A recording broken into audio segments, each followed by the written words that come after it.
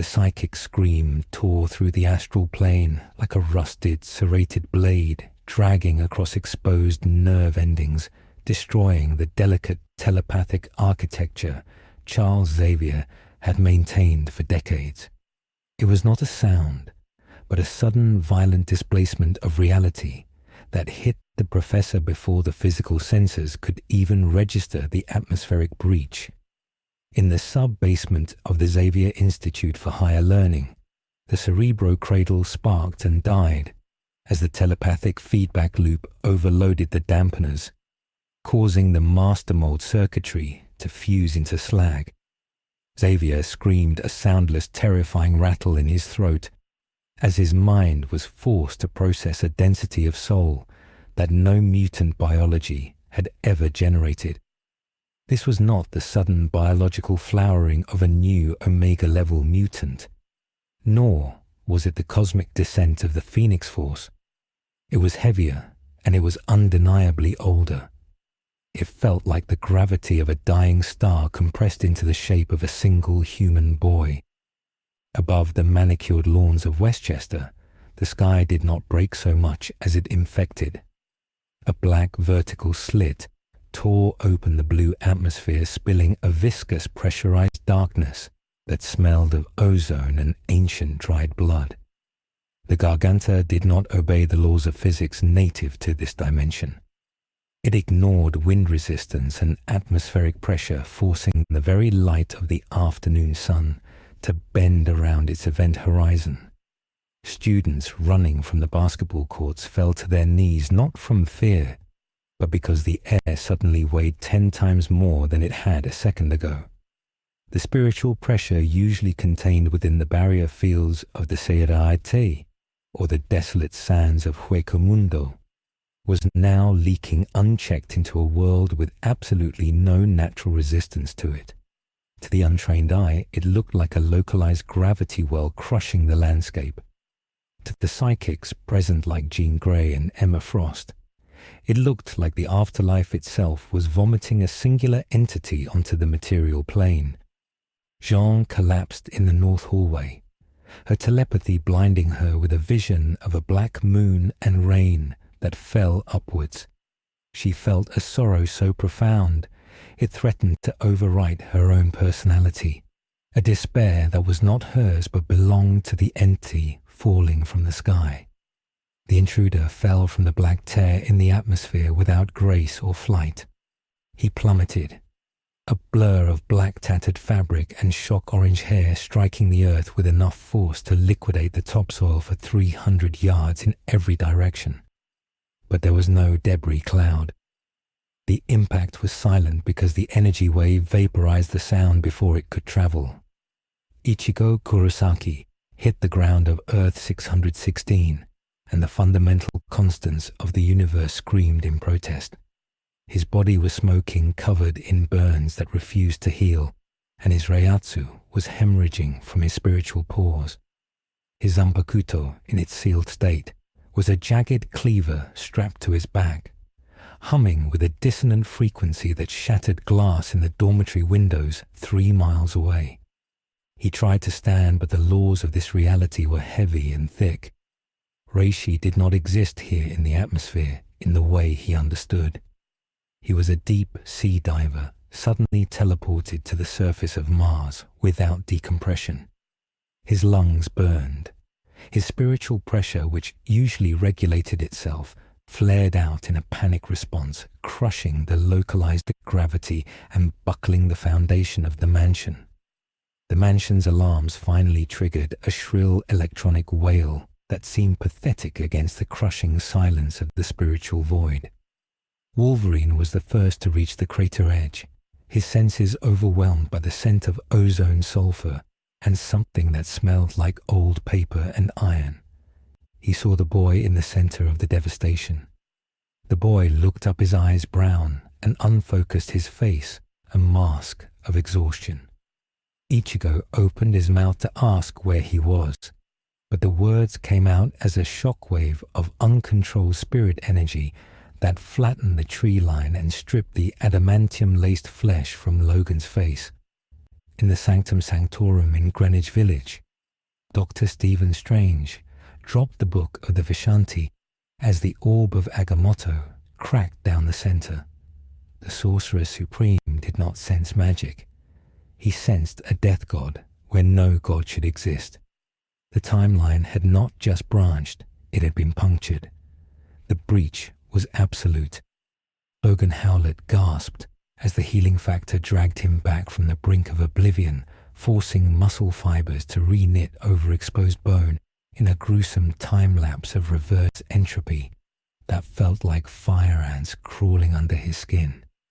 He rolled onto his stomach, coughing up a slurry of blood and particulate matter, while his senses screamed in protest against the entity standing in the crater.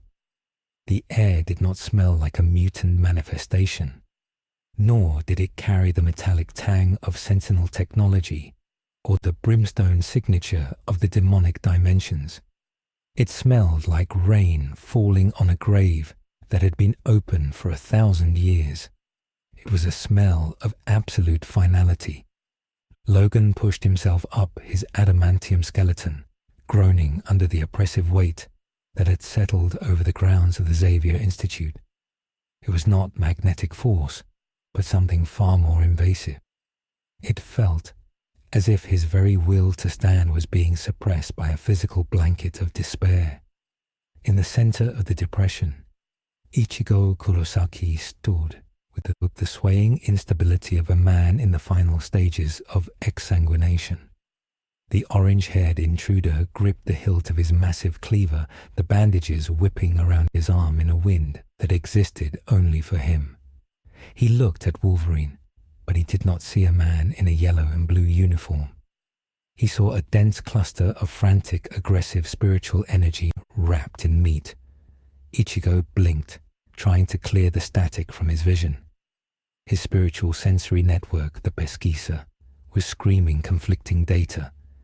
There was no spirit particle density here. The air was dead. The ground was dead. It was as if he had fallen into a vacuum where matter existed without soul. He was suffocating.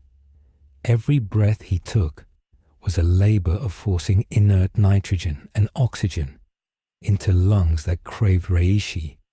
His reiatsu was leaking out of him in a desperate attempt to pressurize the environment to make it livable. But the world was too big and too empty. He took a step forward, and the ground cracked again, spider-webbing fissures towards the main building. "Stop right there," Scott Summers shouted, his voice amplified by the tactical comms, but sounding tinny against the roaring tinnitus in everyone's ears. Cyclops stood on the steps of the mansion, his visor glowing ominously. Behind him, the X-men were fanning out in Omega defensive formation. Storm rose into the air, her eyes white with elemental command, but she faltered. She could feel the atmosphere fighting her. The wind she summoned swirled sluggishly, as if the air itself had become viscous. This boy was not just occupying space, he was dominating the local reality. "Identify yourself," Scott commanded, his hand hovering near his visor. "We do not want to hurt you, but we will defend this school." Ichigo turned his head slowly, his neck cracking like dry wood. He looked at Scott and saw a focused beam of red, destructive intent. "Where is this, Ichigo?" rasped his voice, sounding like grinding stones. "Where is the Seraite? Is this a genjutsu of Aizen?" The words meant nothing to the X-Men, but the tone was unmistakable. It was the confusion of a soldier waking up in enemy territory. Scott did not hesitate. He saw the boy's muscles tense. He saw the massive blade shift, and he fired. The optic blast, a punch of concussive force capable of leveling a mountain range, erupted from the ruby quartz visor. It crossed the distance in a fraction of a second, slamming into Ichigo's chest. But there was no impact tremor. There was no explosion. The red beam hit Ichigo and shattered, scattering into harmless sparks of red light that drifted away like dying embers. Ichigo had not blocked it. He had not even moved.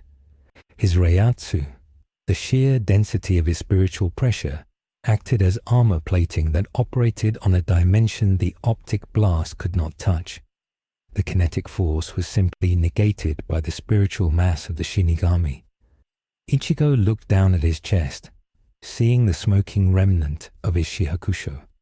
He looked back up, his eyes narrowing. "You attacked me," Ichigo said, and the air pressure dropped another 10%. The glass in the greenhouse exploded. Students inside the mansion fell unconscious as the spiritual pressure spiked. To the X-Men, this was an active escalation. Storm unleashed a localized lightning strike, calling down a bolt of pure voltage directly onto the intruder's head. The lightning struck him and danced over his skin, harmlessly grounding itself into the earth. Ichigo roared a sound of frustration and pain rather than malice and swung Zangetsu. He did not aim at the mutants. He swung at the air, trying to clear the suffocating heaviness. The shockwave Getsuga Tensho was not fully formed. It was a raw discharge of blue, spiritual energy that tore a trench through the manicured lawn, tearing up centuries-old oak trees and obliterating the front gate. The shockwave missed the X-Men by yards, but the displacement of air knocked Colossus and Beast off their feet. "This is not a mutant beast," he yelled, tapping furiously on his wrist computer while scrambling backward on all fours. "The energy readings are nonsensical. He is emitting negligible gamma radiation, but his bioelectric field is off the charts. It is like standing next to a nuclear reactor that runs on ghost stories. We have to contain him before he levels Westchester." Colossus armored up his organic steel skin, shimmering in the afternoon sun. He charged, roaring a challenge, hoping to draw the fire away from the softer targets. Pyotr Rasputin ran like a freight train, the ground shaking with each footfall. He slammed into Ichigo, expecting the boy to fold. Instead, hitting Ichigo was like hitting a pillar of lead anchored to the core of the earth. Ichigo slid back 3 inches. Colossus stopped dead, his momentum killed instantly. Ichigo looked at the metal giant. "An Arrancar," he muttered, his vision blurring. Hard skin, heavy hit. Ichigo pivoted, dropping his shoulder and driving his elbow into Colossus's midsection. It was a check, a simple distance-creating maneuver in swordplay, but powered by Shinigami physiology, it was devastating. The organic steel crumpled. Colossus gasped as the wind was driven out of him, and he was launched backward, flying through the air to crash through the brickwork of the mansion's second floor. Rogue saw Pyotr fall and screamed. She launched herself into the air, flying straight for the boy. She knew the risks. She knew she could not control the absorption, but her team was being dismantled. She flew in low, dodging a lazy swing of the black blade, and grabbed Ichigo's bare neck with her ungloved hands. The contact was immediate and catastrophic. Usually Rogue felt a drain, a transfer of memories and strength. This time she felt like she had stuck her hand into a blast furnace. She did not absorb Ichigo's power. His power flooded her.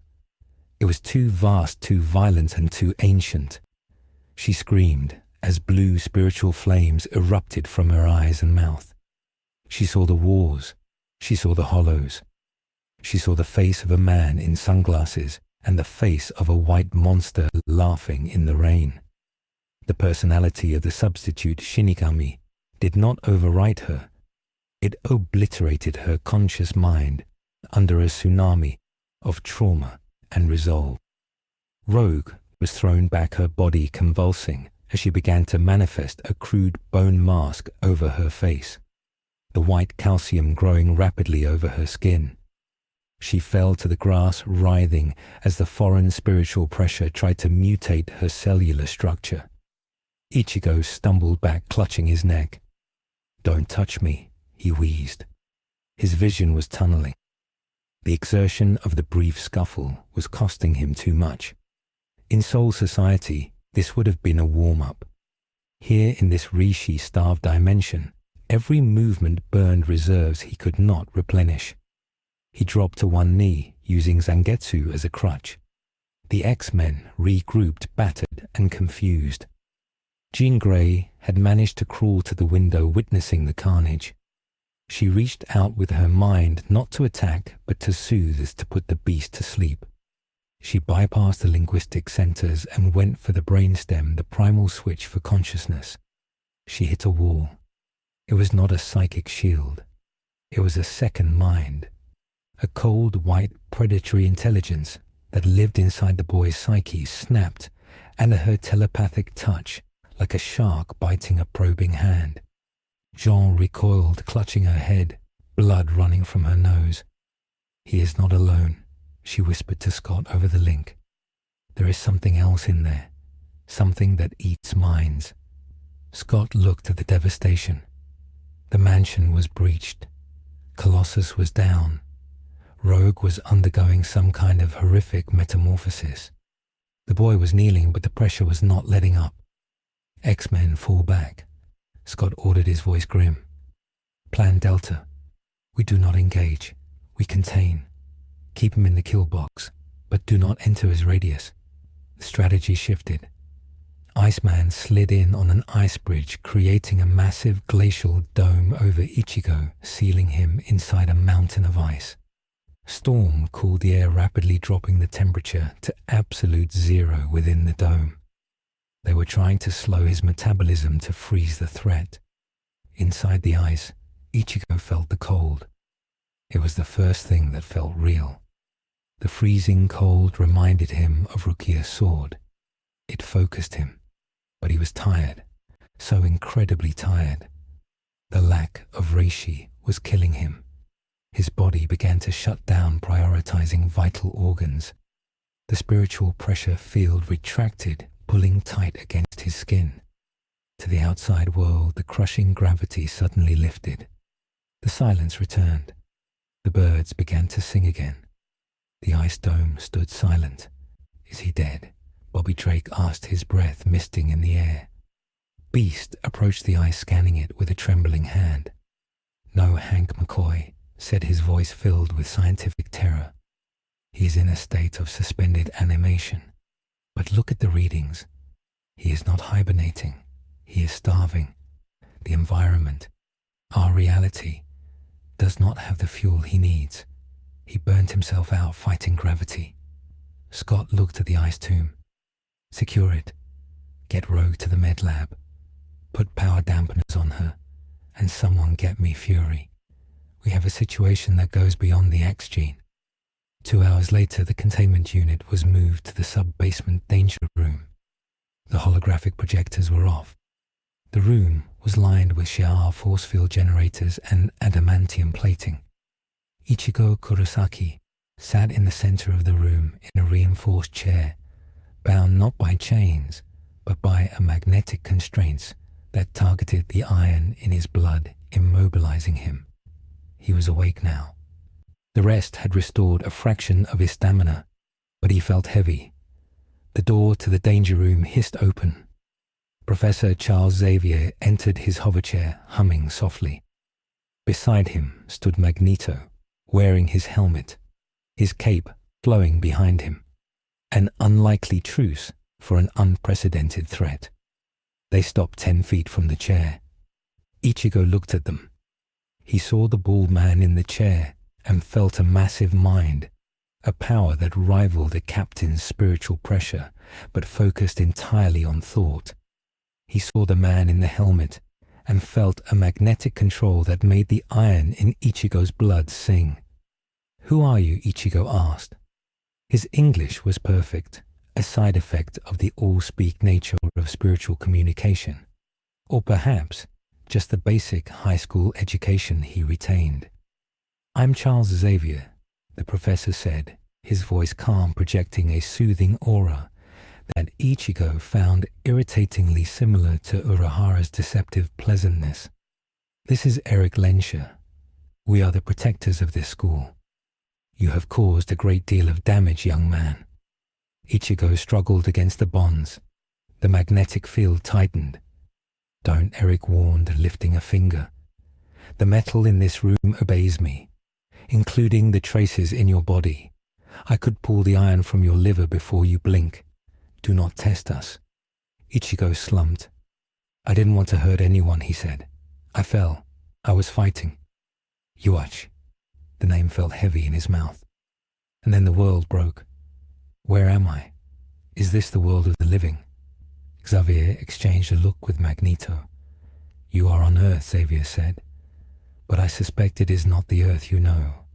I tried to read your mind to understand your intent, but I was rejected by the other presence." Ichigo looked down. "You met him, my hollow. If you go back in there, he will kill you. I can't always control him, especially now. I'm empty. This place, there is no spirit here. It's dry."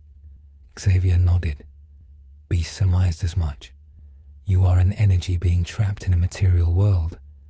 We are pumping synthesized nutrient-enriched air into the room, but it seems ineffective. We need to know what you are. Are you a mutant, an inhuman, an eternal?" Ichigo shook his head. "I'm a substitute Shinigami, a soul reaper. I protect souls. I send them to Soul Society. I purify hollows." The words hung in the air. Absurdity in the face of the destruction he had caused. A reaper of souls, Magneto mused. A bold claim. And yet you bleed. And yet you can be held by magnets. You are a biological entity, whatever titles you claim.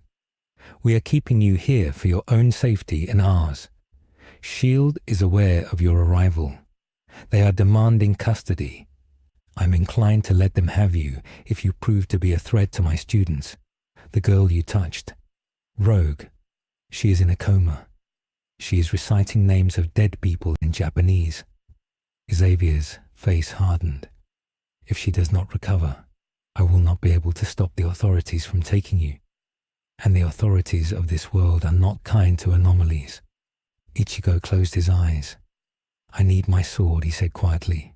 "Zangetsu, the big knife. It helps me stabilize. Without it, my pressure leaks. It will crush your school again." Xavier considered this.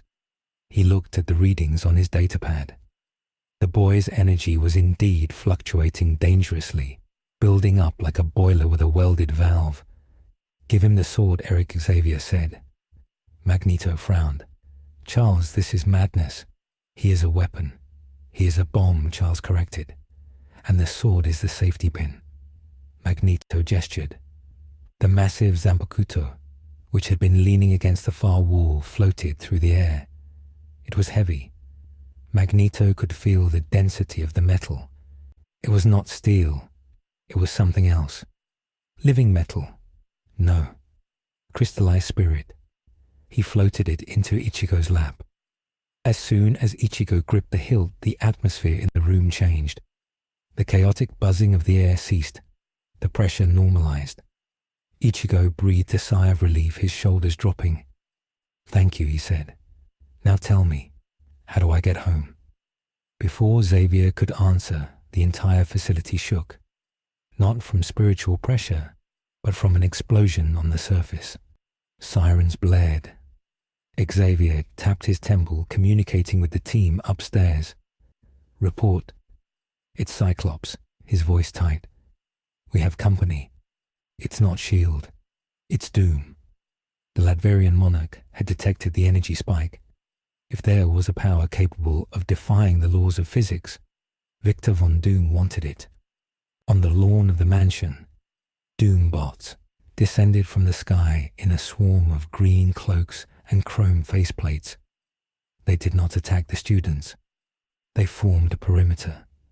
A holographic projection of Dr. Doom appeared immense and imperious, towering over the ruins of the front gate. "Attention, mutants!" The voice of Doom boomed, echoing across the valley. "You are in possession of a trans-dimensional singularity, a resource of infinite potential. Surrender the entity to Latveria immediately. Doom alone has the intellect to contain such power. Resist, and I shall dismantle this institution brick by brick." Cyclops stepped forward, his hand on his visor. "You're trespassing, Doom. Get off my lawn."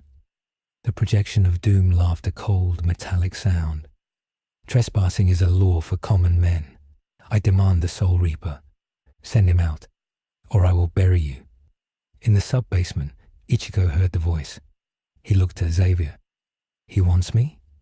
Xavier nodded, his face grave. "He is a tyrant, a sorcerer, and a scientist. If he takes you, he will dissect you. He will use your power to enslave this world." Ichigo stood up, the magnetic bond straining.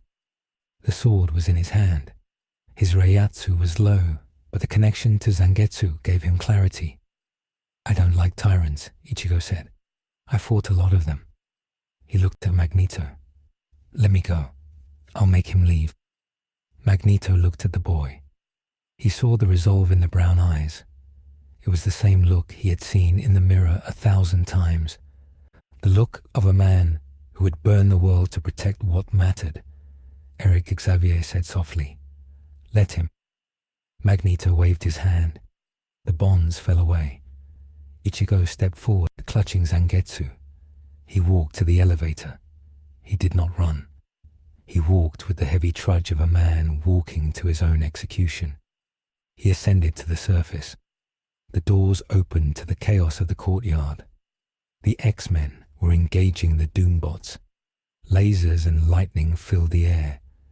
Ichigo stepped out onto the shattered steps. The Doombots turned their sensors toward him. Target acquired. The projection of doom turned its gaze upon him. "Ah, the anomaly. You look fragile." Ichigo looked up at the hologram. He raised Zangetsu, pointing the jagged tip at the giant metal face. "You're loud," he said. "Go away." Doom sneered. "Insolence. Seize him." 10 Doombots broke formation, rocketing toward Ichigo with capture nets and stun batons. Ichigo took a breath. He pulled on the deepest reserve of his soul, ignoring the warning pain in his lungs.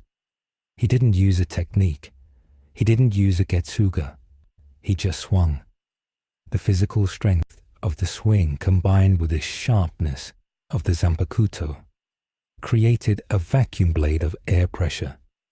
The 10 Doombots were bisected instantly. Their upper halves slid off their lower halves, crashing to the ground in a shower of sparks. The clean cuts were impossible by earthly physics. Doom's hologram flickered. Interesting. A blade that cuts space. No. It cuts the concept of durability. Ichigo took a step forward, his reiatsu flaring black and red for a split second. I said leave. Doom paused, calculating. The energy readings from that single swing exceeded the output of a small nuclear plant, and the boy was dying. Doom made a choice. He was not a fool. He would not destroy the prize in a brawl. Very well, Doom said. You have purchased a reprieve, but know this, boy. You do not belong here. Reality will reject you, and when it does, Doom will be there to catch the pieces. The Doombots retreated, ascending into the sky and vanishing. The silence returned. Ichigo stood alone on the steps. He looked at the X-Men, who were staring at him with a mixture of awe and fear. He looked at Cyclops. I'm tired, Ichigo said. He plunged the sword into the concrete, leaning on it like a cane. Can I go back to the jail now? Cyclops looked at Wolverine. Wolverine sheathed his claws. Kid Logan grunted. After that, you can have the guest room. But the peace was an illusion. High above the earth in the blue area of the moon, Oatu, the Watcher, opened his eyes. He did not speak, but he saw the crack in the crystal of the multiverse. The boy's presence was not just a displacement of mass. It was a cancer. The spiritual pressure he emitted was eroding the membrane between life and death in the 616 universe. In New York City, hospitals reported a sudden cessation of death. Patients who should have died flatlined but did not expire. Their souls remained trapped in their bodies, unable to leave, because the afterlife of this dimension was being jammed by the frequency of the intruder. Death herself, the cosmic entity mistress of Thanos, felt the blockage. She turned her skull-faced gaze toward Westchester, The order of things was broken, and the universe would mobilize to correct it. Back in the mansion, Rogue woke up screaming. She sat bolt upright in the med lab, her eyes solid black with yellow irises. She grabbed the nurse's arm, and the nurse instantly fell dead. Her soul ripped violently from her body. Rogue stood up, her voice changing, becoming a hollow, distorted echo. "Where is he?" she hissed. "Where is the king?" The hollow infection had not been contained. It had found a new host. A host with the power to absorb every ability she touched. Rogue smashed through the wall of the med lab, hovering in the air, the bone mask fully forming over her face. She looked down at the mansion and smiled a rictus grin that belonged to a monster. The breach was open, and the infection was spreading. The hallway of the Xavier Institute was usually a place of quiet transition, a buffer zone between the chaos of the danger room and the solitude of the dormitories. But now it was a wind tunnel of screaming spiritual turbulence. Rogue floated 3 feet off the hardwood floor. Her body arched in unnatural rigor as the bone-white substance continued to proliferate across her skin. It was not merely a mask anymore, but a calcified armor spreading down her neck and shoulders, forming a jagged collar that looked like the jaws of a prehistoric predator. The consciousness that looked out through the eye holes of the mask was not the Southern Belle who worried about skin contact. It was a chaotic predatory wavelength that tasted the air for killing intent. The Xmen converged on the scene with the desperate speed of soldiers realizing their perimeter had been breached from the inside. Wolverine was the first around the corner, his claws popped and dripping with the gore of the earlier battle, but he skidded to a halt as the scent hit him. It was the same scent as the boy Ichigo, but twisted rotten and fermented into something purely malicious. It smelled like instinct without restraint. Rogue Logan shouted, his voice rough with panic. "Darling, put it down. Whatever is happening, we can fix it." The thing that was Rogue tilted its head to the side, a jerky avian movement that cracked the vertebrae audibly.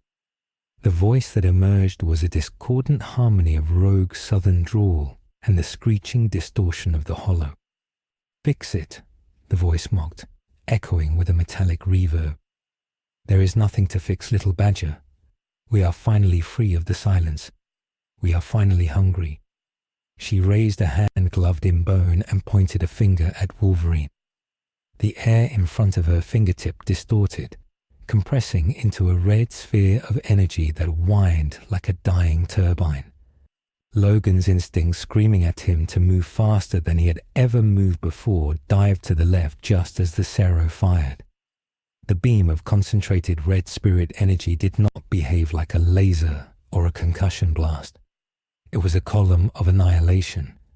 It vaporized the wall Logan had been standing in front of, blowing a clean hole through the entire east wing of the mansion and continuing out into the night sky, where it dissipated the clouds for 10 miles. The silence that followed was deafening. Dust motes danced in the red afterglow.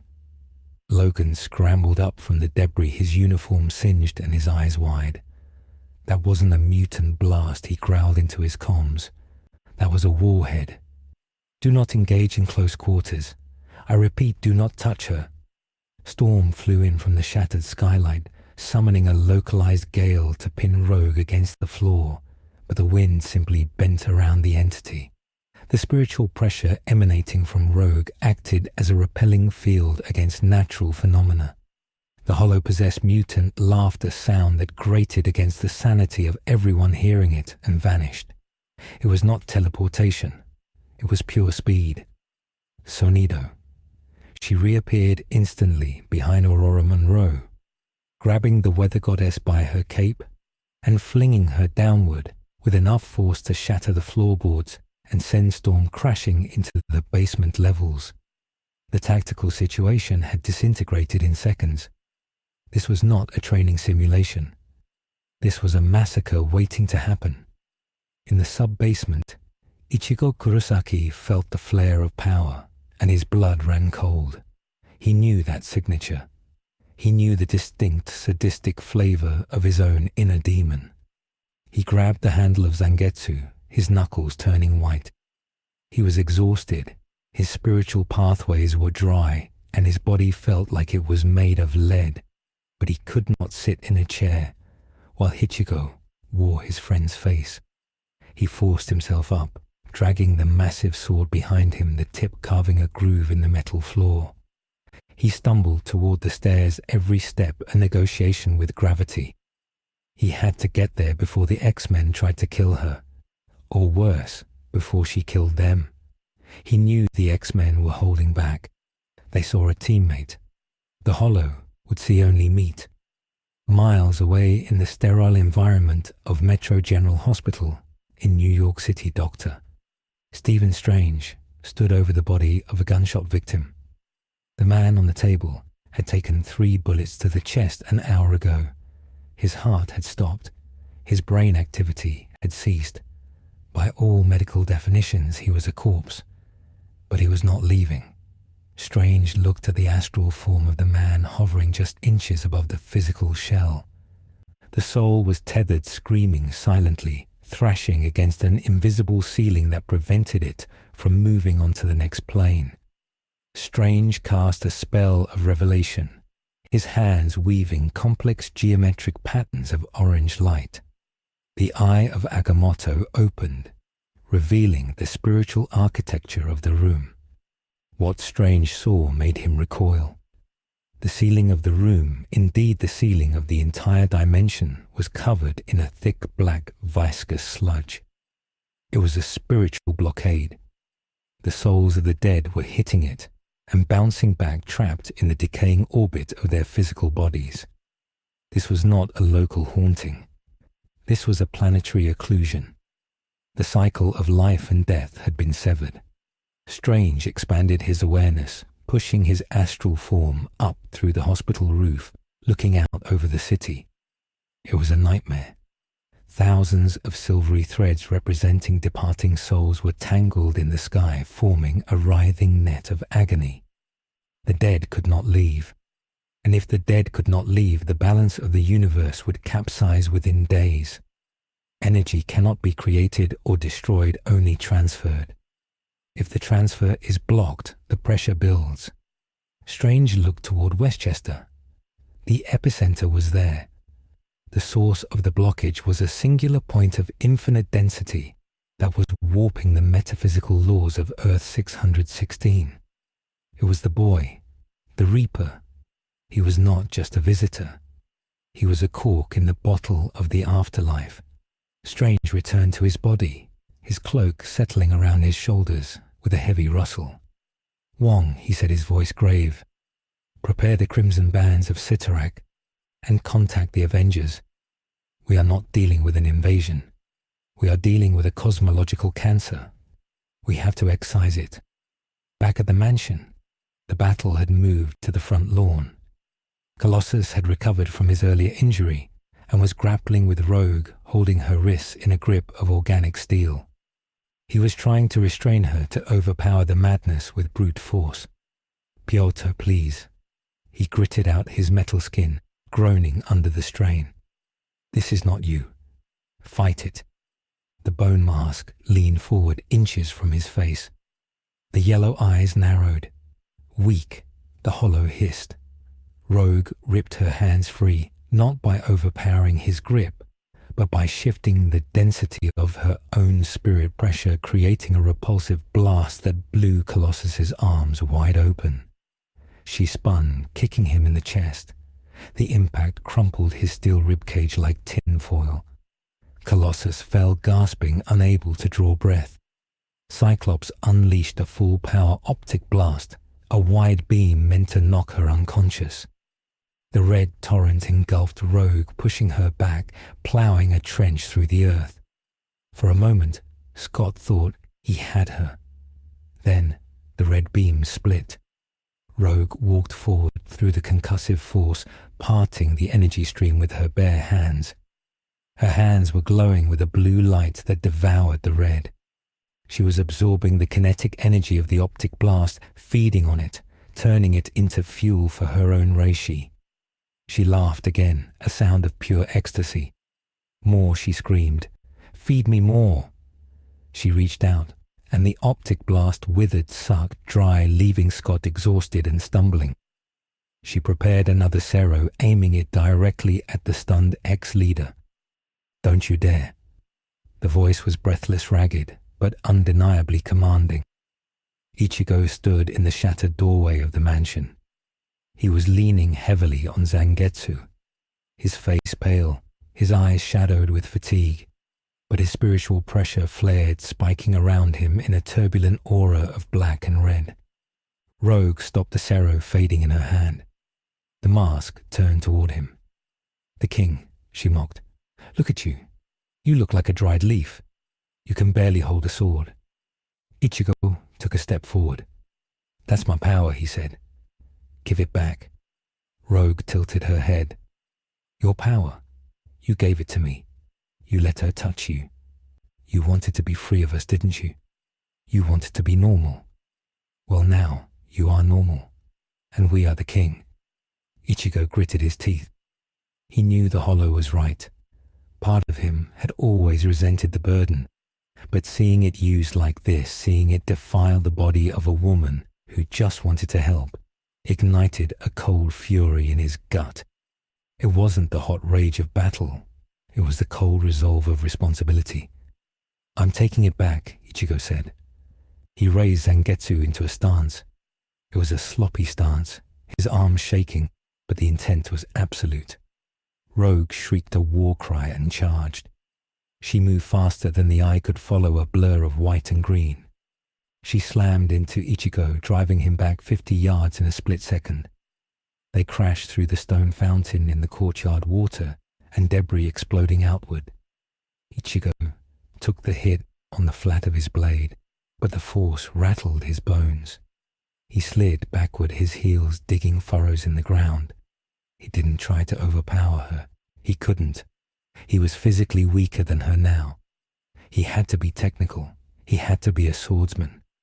As Rogue swung a clawed hand at his throat, Ichigo twisted, parrying the blow with the hilt of Zangetsu.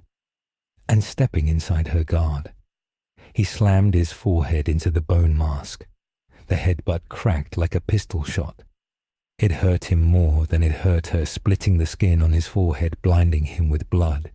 But it stunned the hollow for a microsecond. In that moment, Ichigo dropped his sword and grabbed her wrists. He didn't try to restrain her physically. He grabbed her spiritually. He forced his own remaining reiatsu to flow backward to reverse the current. He opened the floodgates of his soul and demanded his demon back. Get out of her, he roared.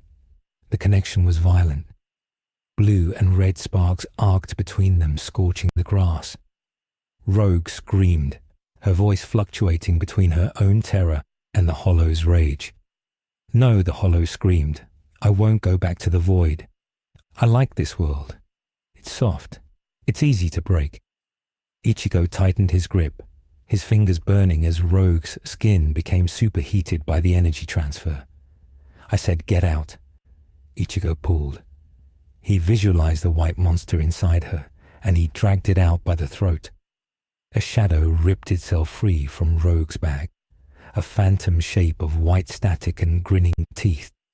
It clawed at the air, trying to stay anchored in the physical world, but Ichigo's will was a gravitational singularity.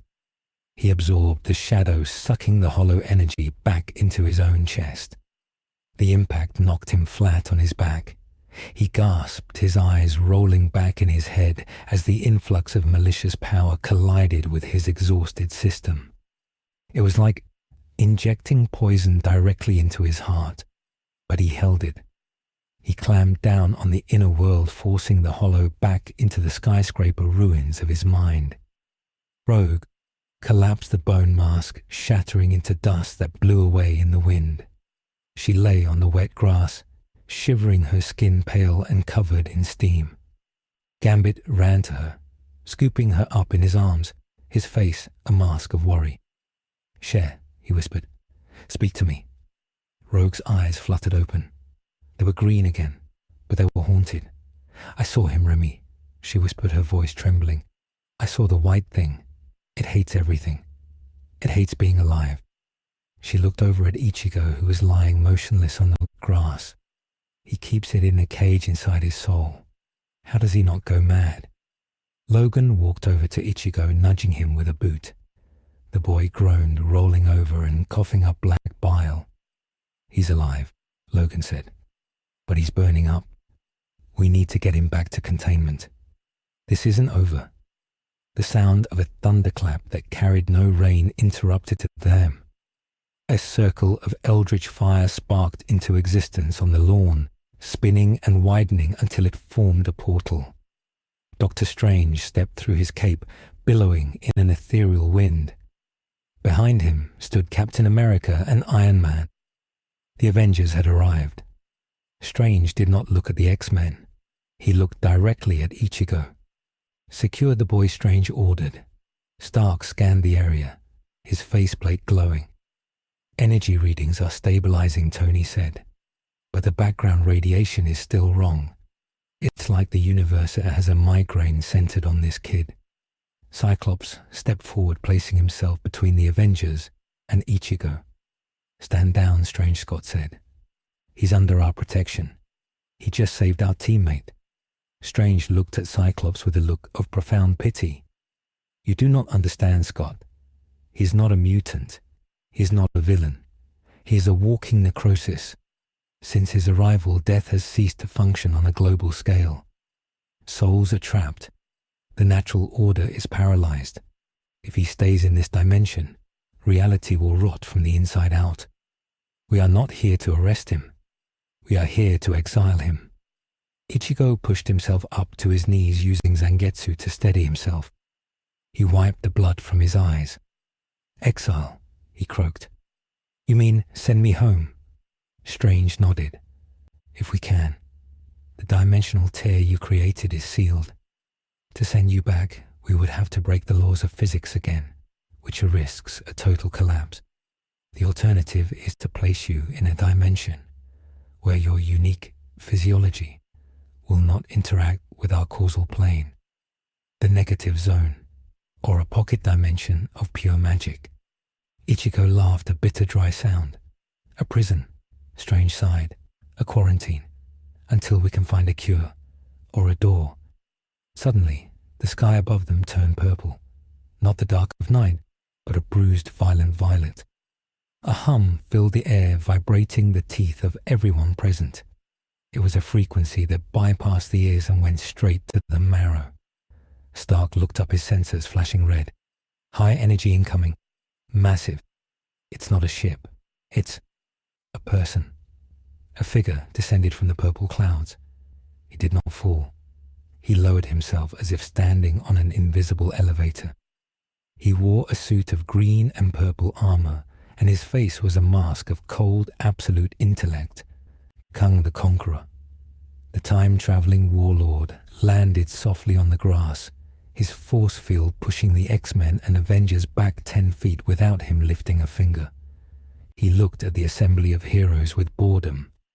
Then he looked at Ichigo with fascination. "The anomaly," Kang said, his voice smooth and amplified. "The man who breaks time by existing. I have watched the timelines ripple outward from the moment of your arrival. In one future, you destroy this planet by simply breathing. In another, you are dissected by doom. In a third, you become the new avatar of death, replacing the cosmic abstract. All fascinating. All messy." Strange stepped forward, his hands glowing with Tau mandalas. "You have no business here, Kang. This is a present-time crisis." Kang ignored him. "I am here to offer a solution. The boy is incompatible with this timeline, but he is perfectly compatible with the space between times. Limbo. I have used for a weapon that exists outside of causality. Give him to me, and I will remove the blockage in your afterlife. I will take the cancer away." Ichigo stood up fully now. His legs were shaking, but his grip on his sword was iron. He looked at Strange, then at Kang. He saw the pragmatic calculation in Stranger's eyes. He saw the possessive greed in Kang's. He realized with a sinking heart that to these people, he was not a person. He was a hazardous material. He was a Chernobyl reactor that had grown legs. He looked at Rogue, who was watching him with tears in her eyes. She understood. She knew what it was like to be a danger to everyone you touched. Ichigo made a decision.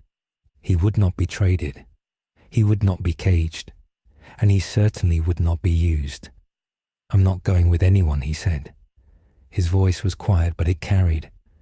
"I am a substitute soul reaper. I protect. I don't serve."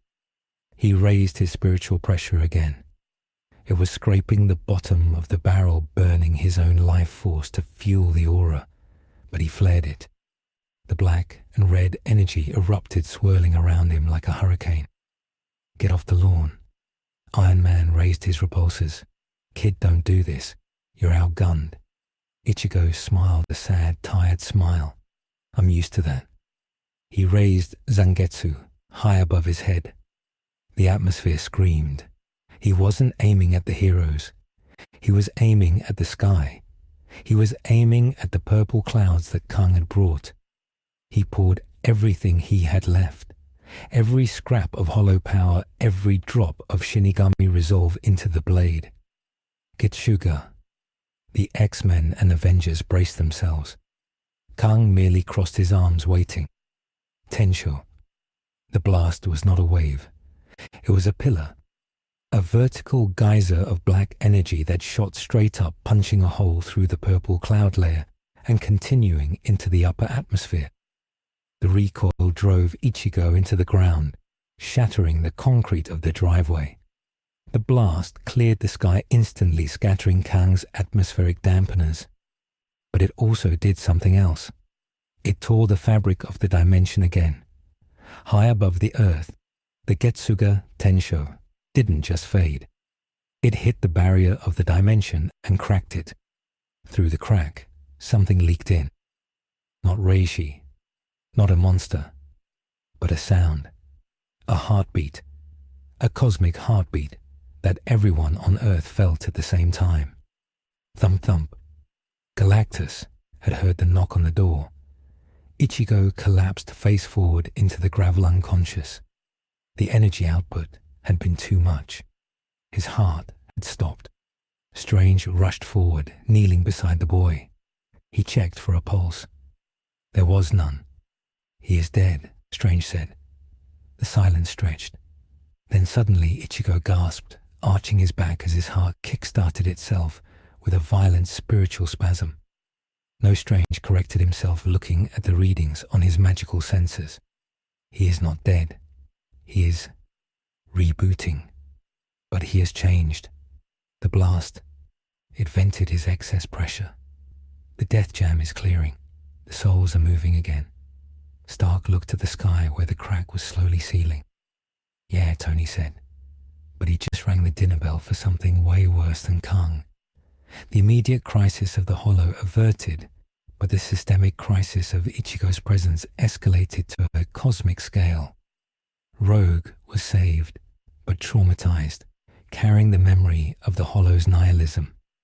The Avengers and X-Men were now in an uneasy standoff over custody of the boy. And in the deep dark of space, the Devourer of Worlds turned his ship toward the Sol system, drawn by the scent of a spiritual energy source potent enough to satiate his eternal hunger. The world had survived the infection only to invite the predator. The catastrophe was no longer just about the afterlife. It was about the food chain, and Ichigo Kurosaki was the bait. In the sub-basement of the mansion, Cerebro flickered to life on its own. The red lights pulsed. It began to print a file. Not a mutant file, a threat assessment. It labeled Ichigo Kurosaki, not as a mutant or a human, but as an Omega-level extinction event. The printer ran out of paper, but the machine kept running, calculating odds that dropped lower and lower with every passing second. The timeline was trying to reject the foreign organ and the immune response was going to be total war. In the infirmary, Rogue stared at her hands. She could still feel the phantom sensation of the claws. She clenched her fist. She knew one thing for certain. The boy was alone, truly alone in a universe that viewed him as a disease. And she owed him her life. A debt was a dangerous thing in a world on the brink of apocalypse. She stood up, pulling the IVs from her arm. She would not let them put him in a box. Not Strange, not Stark, not Doom. She walked to the window, watching the Avengers argue with Xavier on the lawn. She needed a plan, and she needed a team that didn't care about rules. She needed the ones who lived in the grey. She thought of a Cajun thief. She thought of a feral brawler. She thought of a Russian assassin. If the Avengers wanted a war for the Soul Reaper, she would give them one. The image of Rogue's eyes hardening, the green irises flecked with a tiny lingering speck of hollow yellow. The arrival of the SHIELD helicarrier over the Westchester skyline was not a rescue mission. It was an assertion of ownership. The massive turbine-driven fortress descended through the clouds, casting a shadow that swallowed the Xavier Institute whole, turning the afternoon sun into an artificial twilight. The wind from the rotors whipped the trees into a frenzy, tearing leaves from the oaks that had survived the earlier battle with the Doombots. On the shattered front lawn, the standoff between the Avengers and the X-Men shifted from a philosophical debate to a tactical deadlock. Tony Stark stood with his faceplate retracted, his eyes scanning the biometric data streaming from the medical bay below. He looked at Cyclops, who stood with his arms crossed, his ruby quartz visor reflecting the steel underbelly of the government warship. The air was thick with the static of charged particle beams and the psychic tension of telepaths waiting for the command to shut down mines. Captain America stepped forward, his shield on his back, his hands open in a gesture of de-escalation that felt increasingly futile. He looked at Scott Summers and then at the hovering figure of Magneto, who was watching the helicarrier with the cold calculation of a man measuring the structural integrity of a coffin. "Scott, listen to me," Rogers said, his voice cutting through the rotor wash. "This is not a mutant issue anymore. The boy is a dimensional breach. He is a biological weapon of mass destruction that we do not understand. Fury has orders. The World Security Council has orders. We cannot keep him in a school basement. If he flares again, he could vaporize the eastern seaboard." Scott Summers did not blink. He stepped closer to Rogers, crossing the invisible line between ally and combatant. "He's a student," Scott said, his voice flat and hard. "He is a minor who has dropped into a hostile world. He helped us. He saved Rogue. If I hand him over to SHIELD, he ends up in a jar in a sub-basement in Nevada. You know it, and I know it. The X-Men do not hand over children to the government. Not anymore. Not ever again." Inside the medical bay of the mansion, the subject of the argument opened his eyes. Ichigo Kurosaki stared at the ceiling, which was covered in a sterile white acoustic tile that looked nothing like the wooden beams of the Squad 4 barracks or the textured plaster of his bedroom in Karakura town. He took a breath. The air tasted metallic and recycled. He sat up slowly, expecting the crushing weight of the gravity to pin him down again, but it was lighter. His body felt different. The violent purge of his reiatsu, via the Getsuga Tensho, had acted as a hard reset. He was no longer overflowing with pressurized energy that the world couldn't contain. Instead, he felt condensed. His spiritual pressure had retracted, coiling tightly around his bones, adapting to the density of this dimension. He felt heavy but stable, like a neutron star that had learned to mimic a planet. He swung his legs over the side of the biobed. His shihakusho was gone, replaced by a standard issue yellow and blue X-Men training uniform that felt too tight in the shoulders and too loose in the waist. He looked at his hands. They were trembling, not from fear, but from a caloric deficit that was spiritual rather than biological. He needed reishi. He needed to eat souls or the energy that comprised them. The horror of the realization made him gag. He was a substitute shinigami, not a hollow. But in this world where ambient reishi was non-existent, the hunger was beginning to blur the lines. The door to the infirmary slid open with a pneumatic hiss. Hank McCoy entered, his blue fur bristling, his lab coat stained with chemical reagents. He held a datapad in his hand and looked at Ichigo with a mixture of scientific fascination and profound concern. "You are awake," B said, adjusting his glasses. "And your vitals are perplexing.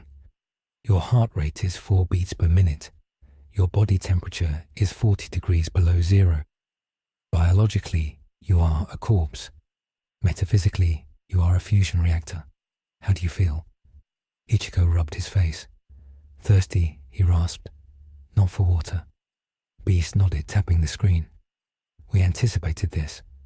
The ambient, psychokinetic energy levels in the room dropped whenever you inhaled. You are feeding on the residual psychic energy of the telepaths in the house. Unconsciously, of course.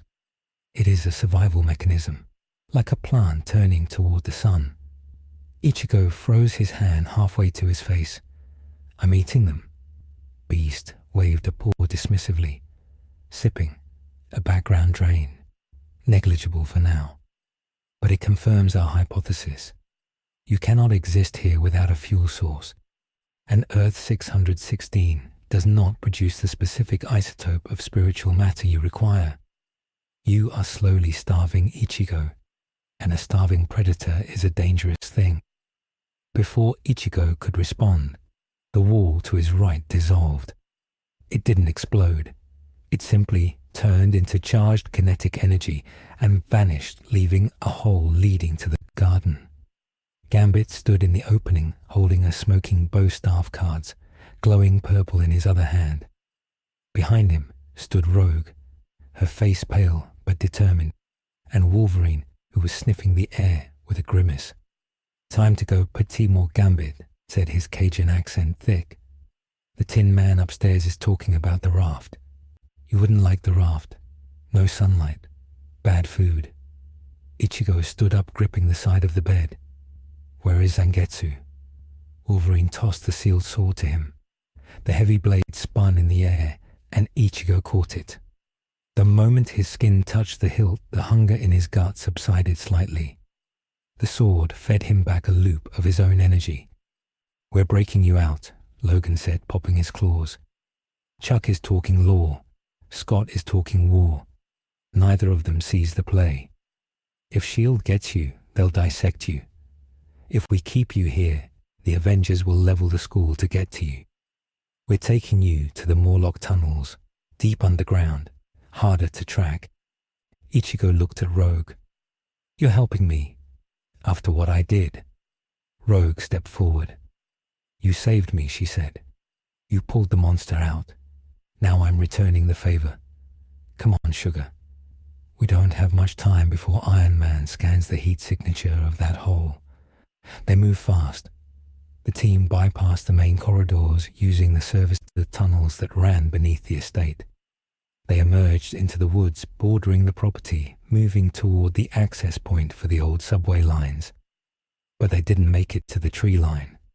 The sky above them, which had been dominated by the grey bulk of the helicarrier, suddenly turned a brilliant, blinding silver. It was not the flash of a camera or a lightning bolt. It was the color of absolute cosmic neutrality.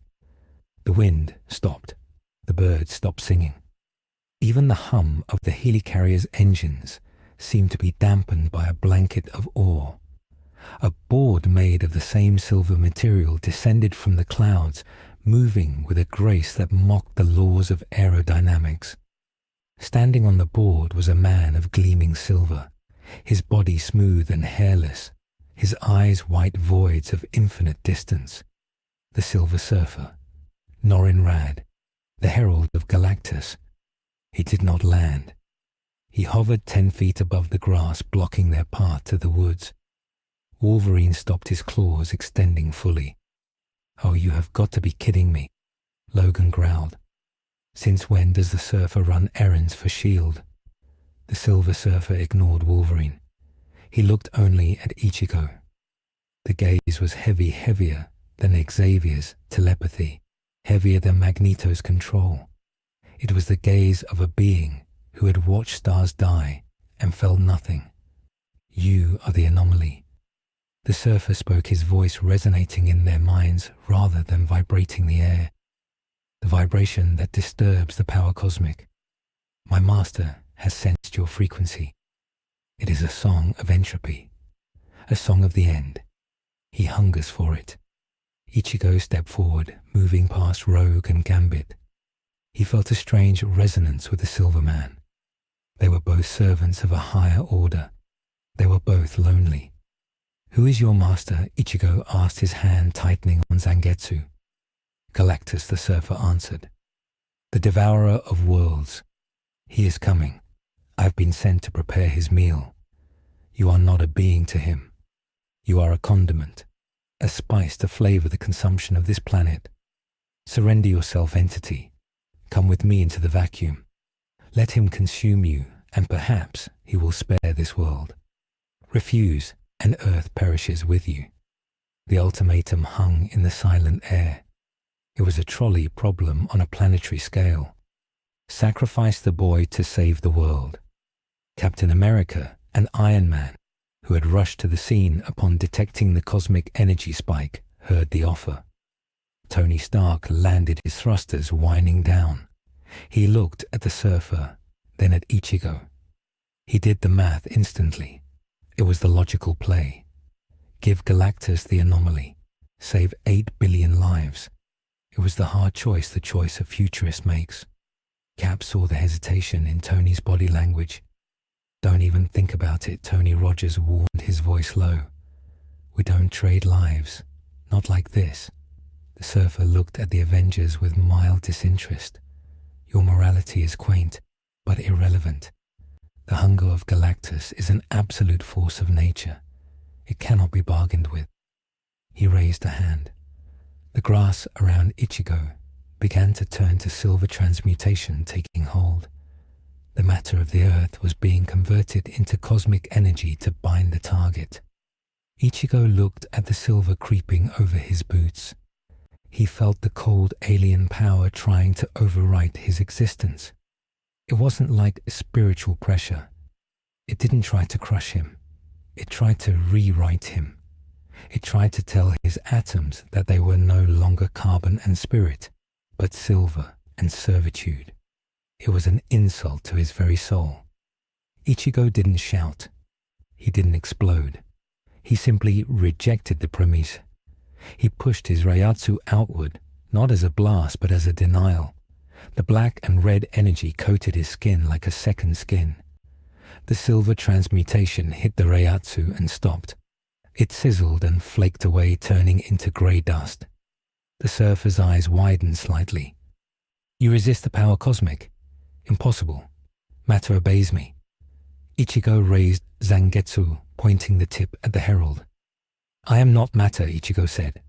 "I am a soul, and you can't eat a soul that doesn't want to be eaten." The Surfer tilted his head. A challenge. Rare. He flicked his wrist. A beam of cosmic energy enough to shatter a moon fired from his hand. It was precise, surgical, and overwhelming. Rogue screamed, diving for cover.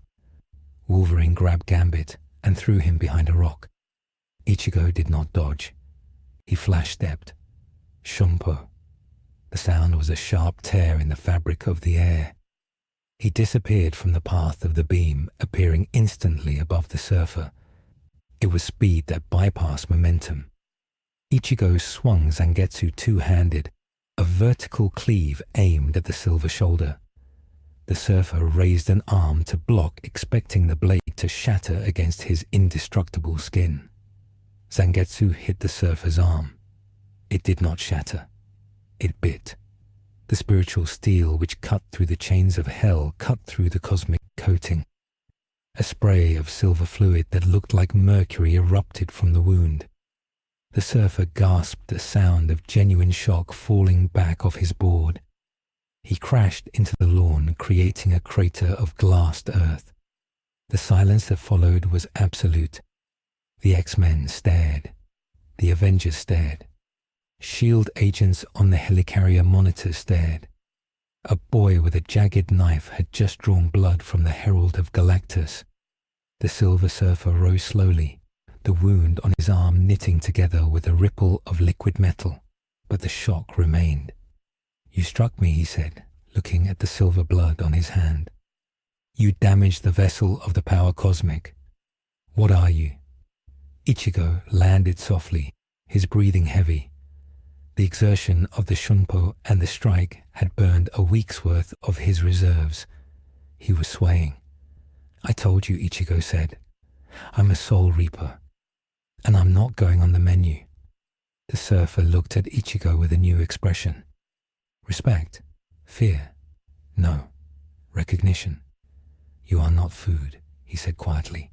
"You are poison. If Galactus consumes you, your energy will not sustain him. It will infect him. It operates on a law of causality that denies his function. Entropy cannot eat death." The surfer summoned his board, which flew back to his feet. He looked up at the sky where the clouds were beginning to swirl in a massive purple vortex. "I must warn him. The consumption of this world must be reassessed. The boy is a variable that threatens the digestion of the cosmos itself." The surfer shot upward, turning into a streak of light that vanished into the upper atmosphere. He left behind a battlefield of confused heroes and a terrified government. Tony Stark opened his faceplate. "Okay," Stark said, his voice shaky. "That just happened. He made the surfer bleed. Do we have a plan for a kid who can stab a fundamental force of the universe? Because my suit doesn't have a anti-reaper protocol." Cyclops walked over to Ichigo, who was leaning on his sword, wiping black sweat from his forehead. "Good swing," Scott said. "But you just escalated this from a rescue mission to an intergalactic incident." Ichigo looked at the ex-leader. "He was coming anyway. I just bought us time." "How much time?" Scott asked. Ichigo looked at the sky where the purple vortex was widening, looking like a bruising eye. "Not much," he said. "I can feel him. He's not just hungry anymore. He's curious." Suddenly, the comms in every hero's ear exploded with static. A voice cut through the noise, cold, bureaucratic, and terrified. "This is Maria Hill of S.H.I.E.L.D. By order of the World Security Council and under the authority of the Superhero Registration Act, all hostilities are to cease immediately. We are declaring a state of planetary emergency. The target, Ichigo Kurosaki, is to be remanded to S.H.I.E.L.D. custody for immediate transport to the blue area of the moon. We are going to offer him to Galactus. This is not a request. If you resist, we will fire on the mansion." The helicarrier's weapons ports opened. Hundreds of missile batteries locked onto the school. Captain America looked at the sky, then at the helicarrier. He tapped his comm. "Hill, this is Rogers. If you fire on this school, you are firing on the Avengers. Stand down." Hill's voice came back steel hard. "Cap, look at the data." The surfer fled. "The entity is the only leverage we have. Galactus is minutes away. We have to trade. It's the only way to save Earth." Rogers looked at Ichigo. The boy was barely standing. Rogue was holding him up. Gambit stood in front of them, staff ready. Wolverine was snarling. The X-Men formed a ring around him. Omega defensive formation again. But this time, the Avengers didn't stand opposite them. Rogers walked over and stood next to Cyclops. He looked at Stark. "Tony, make the call." Stark looked at the helicarrier. He looked at the boy who had defied a god. He sighed. Jarvis override shield targeting systems. Execute protocol civil war. Stark flew down landing next to Wolverine. I hate this, he muttered. I really hate this. But Cap's right. We don't trade lives. Especially not the ones that can make gods bleed. The line was drawn. The X-Men and the Avengers stood united against the government of Earth and the Devourer of Worlds. Ichigo looked at the assembly of heroes. He saw the red and gold armor, the star-spangled shield, the adamantium claws, the ruby visor. He felt their spirits. They were bright, burning, defiant. They reminded him of the Gote 13, but without the rigid stagnation. They were messy and chaotic and alive. He pushed himself off Rogue's shoulder. He couldn't let them fight his battle. He couldn't let them die for him. I have an idea, Ichigo said, his voice gaining strength from their resolve. Galactus wants energy, right? He wants to eat. Stark looked at him. Yeah, kid. He eats planets. Ichigo nodded. My sword. It cuts chains. It cuts fate. Maybe it can cut hunger. If I can get close enough. If I can get inside his power source. I can sever the link between him and his hunger. I can make him full. Or I can make him starve. Strange floated down his cloak, agitated. You are suggesting a spiritual lobotomy on a cosmic entity. It is madness. The conceptual backlash would shatter your mind. Ichigo grinned a feral, hollow-tinged grin. I've had a monster in my head for years. I know how to deal with madness. Get me up there. Get me to the big ship. And I'll end this. Scott looked at Steve. Steve looked at Tony. Can you get him there? Rogers asked. Tony looked at the massive cloud swirl. The radiation up there is insane. But I have a prototype. The deep space armor. I can modify it. Strap him to a Quinjet. Boost the engines with Cyclops optic blasts, maybe? It's a Hail Mary. Rogers nodded. It's all we have. Avengers X-Men. We are going to space.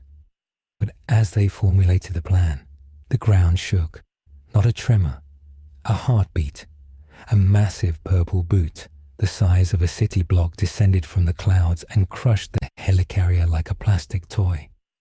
The explosion was silent in the vacuum of the sheer presence of the entity. Debris rained down on Westchester. Galactus had arrived. He did not send a herald this time. He came himself. His massive helmeted head broke through the cloud layer, filling the entire horizon. His eyes were burning suns. The morsel resist the voice boomed, vibrating the magma in the Earth's crust. The anomaly stings. Galactus is intrigued.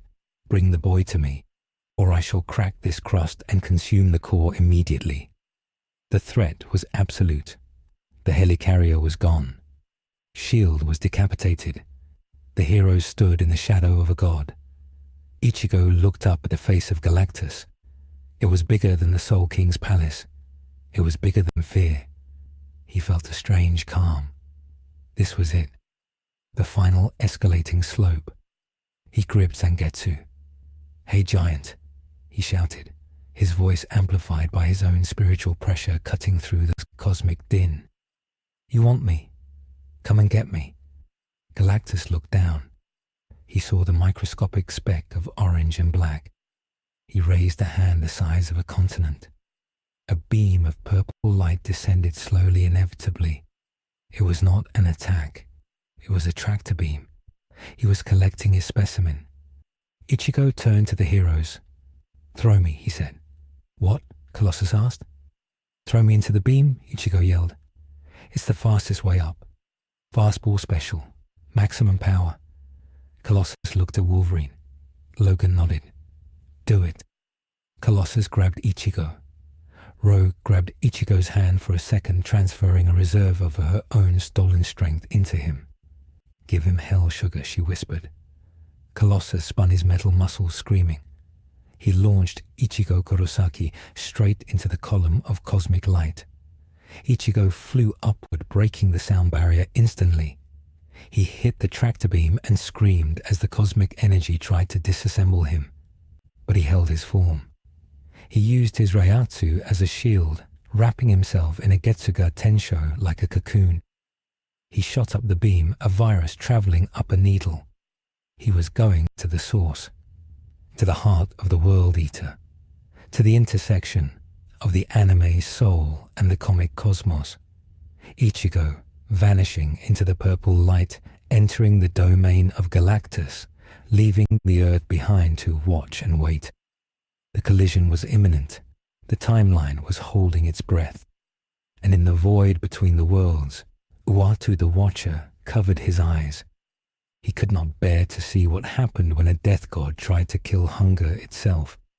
The tractor beam was not a column of light, but a vertical river of compressed history that tasted of copper and screams. Ichigo Kurosaki did not fly up the beam so much as he was dragged through the digestive tract of a cosmic god, where gravity was replaced by the inevitability of consumption. The air pressure vanished instantly, replaced by a hard vacuum that tried to boil the water in his eyes and pull the nitrogen from his blood. But his reiatsu flared in a violent autonomic response, creating a pressurized skin of spiritual energy that held his biology together against the void. He was a speck of defiant orange dust rising into the mouth of a monolith that blocked out the stars. Below him, the earth was a marble of blue and white, swirling with clouds that looked fragile enough to shatter under a fingernail. Above him was the underside of Tard II, the worldship of Galactus, a construct so massive it did not register as a vehicle, but as a full sky made of interlocking geometric plates that hummed with a frequency that made Ichigo's teeth ache. He hit the containment field of the ship's docking bay with the force of a kinetic missile. The impact did not make a sound in the vacuum, but the vibration traveled up his arms and shattered the bones in his wrists before his high-speed regeneration snapped them back into place. He tumbled across a deck that was the size of the Seraite, sliding on a surface that was not metal, but a solidified form of mathematics, a material that existed only to channel the power cosmic. Ichigo slammed his Zanpakuto into the deck to arrest his momentum, the black blade carving a furrow of sparks that were not fire, but tiny tears in reality. He came to a stop, gasping for air that wasn't there, realizing his lungs were useless here. He had to switch entirely to spiritual respiration, cycling the reishi within his own inner world to oxygenate his blood. It was a closed loop, a suffocating limit on his stamina. He stood up alone on the deck of the worldship. The scale of the place was an assault on the mind. In the distance, massive towers pulsed with purple light, channeling energy from the core of the ship to the Devourer's helmet. Machines the size of mountains moved silently on rails, performing maintenance on the god's armor. There were no railings, no safety warnings, no signs of life. This was a place built for a singular being who had forgotten what it meant to be small. Ichigo griped Zangetsu, feeling the pulse of the old man and the hollow inside him. They were quiet. For the first time since he had awakened his powers, his inner spirits were terrified. They were not sensing a stronger opponent. They were sensing a lack of opposition. They were sensing an environment where the concept of fighting was obsolete, replaced by the concept of erasure. Ichigo took a step, and the ship reacted. He was a foreign pathogen on a sterile instrument. A panel in the floor slid open silently, and a drone rose to meet him. He was a sphere of chrome floating on a magnetic cushion, with a single glowing eye. It did not look dangerous until it fired. A beam of disintegration energy shot toward Ichigo. He raised Zangetsu to block. The beam hit the broad side of the blade, and Ichigo felt his arms numb. It wasn't kinetic force. The beam was trying to delete the sword. It was trying to convince the metal that it did not exist. Ichigo roared, pouring his will into the blade, asserting its reality. "I am here," he screamed in his mind. "The sword is here." The beam scattered, refracting off the dense spiritual pressure of the Zanpakuto. Ichigo flash-stepped, closing the distance in a blur of shunpo that felt sluggish in the gravity of the ship. He slashed the drone in half. It didn't explode.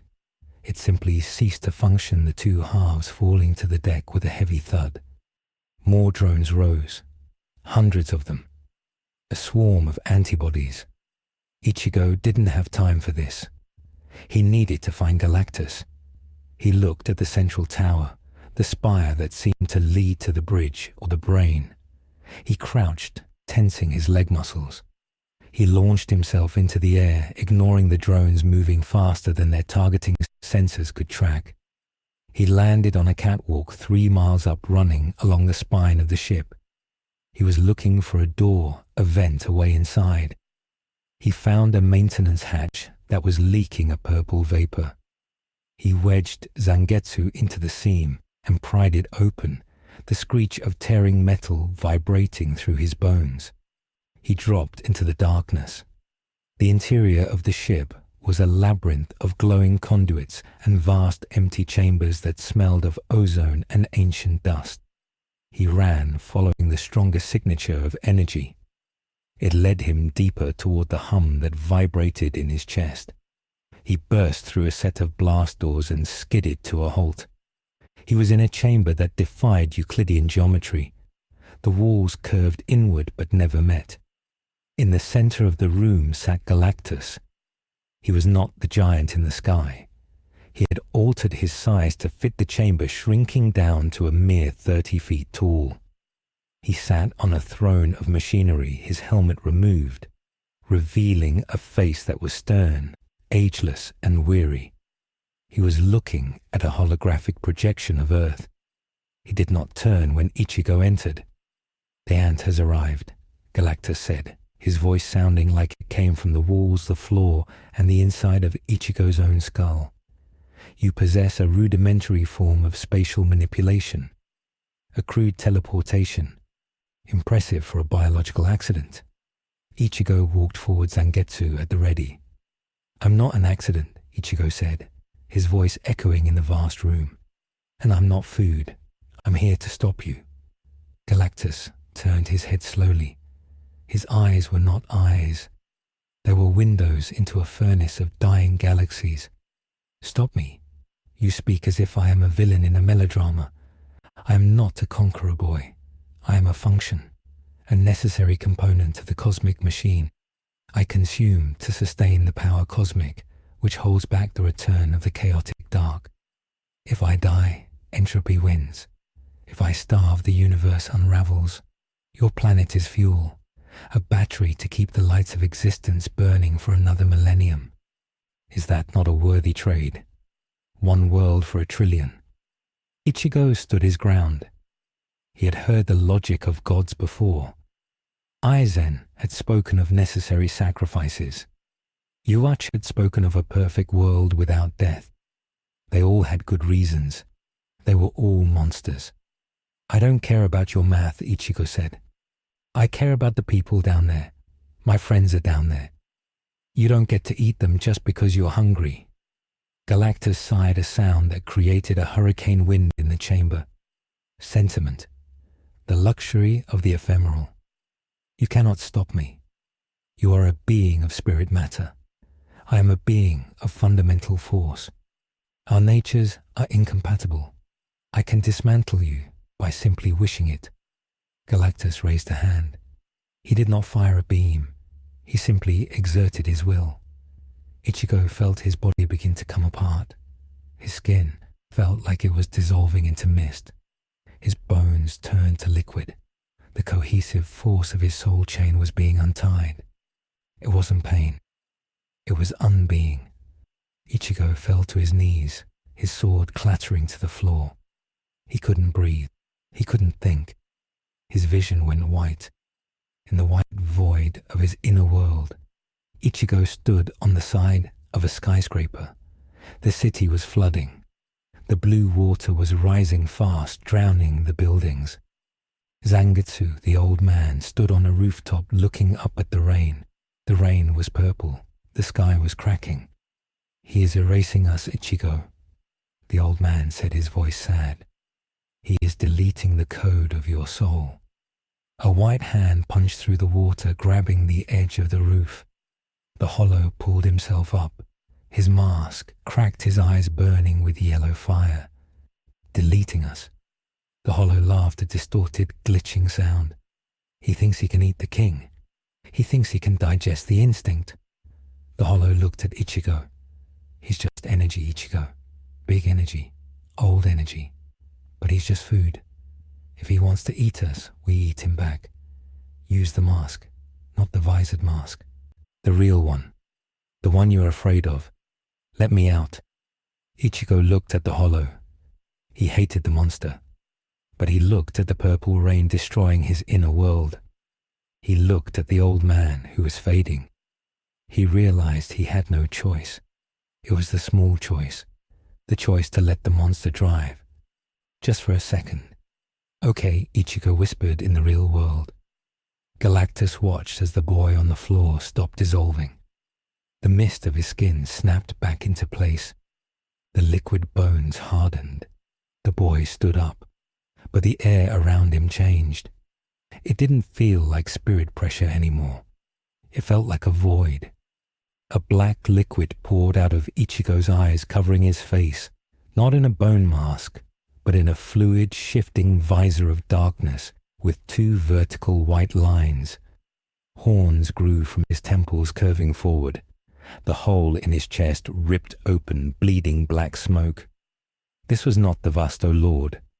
This was something denser, a compression of the hollow essence forced to adapt to the power cosmic. Ichigo raised his hand. The air in front of him distorted. He didn't fire a Kero. He inhaled. Galactus flinched. For the first time in an eon, the World Eater felt a tug, a tiny microscopic drain on his reserves.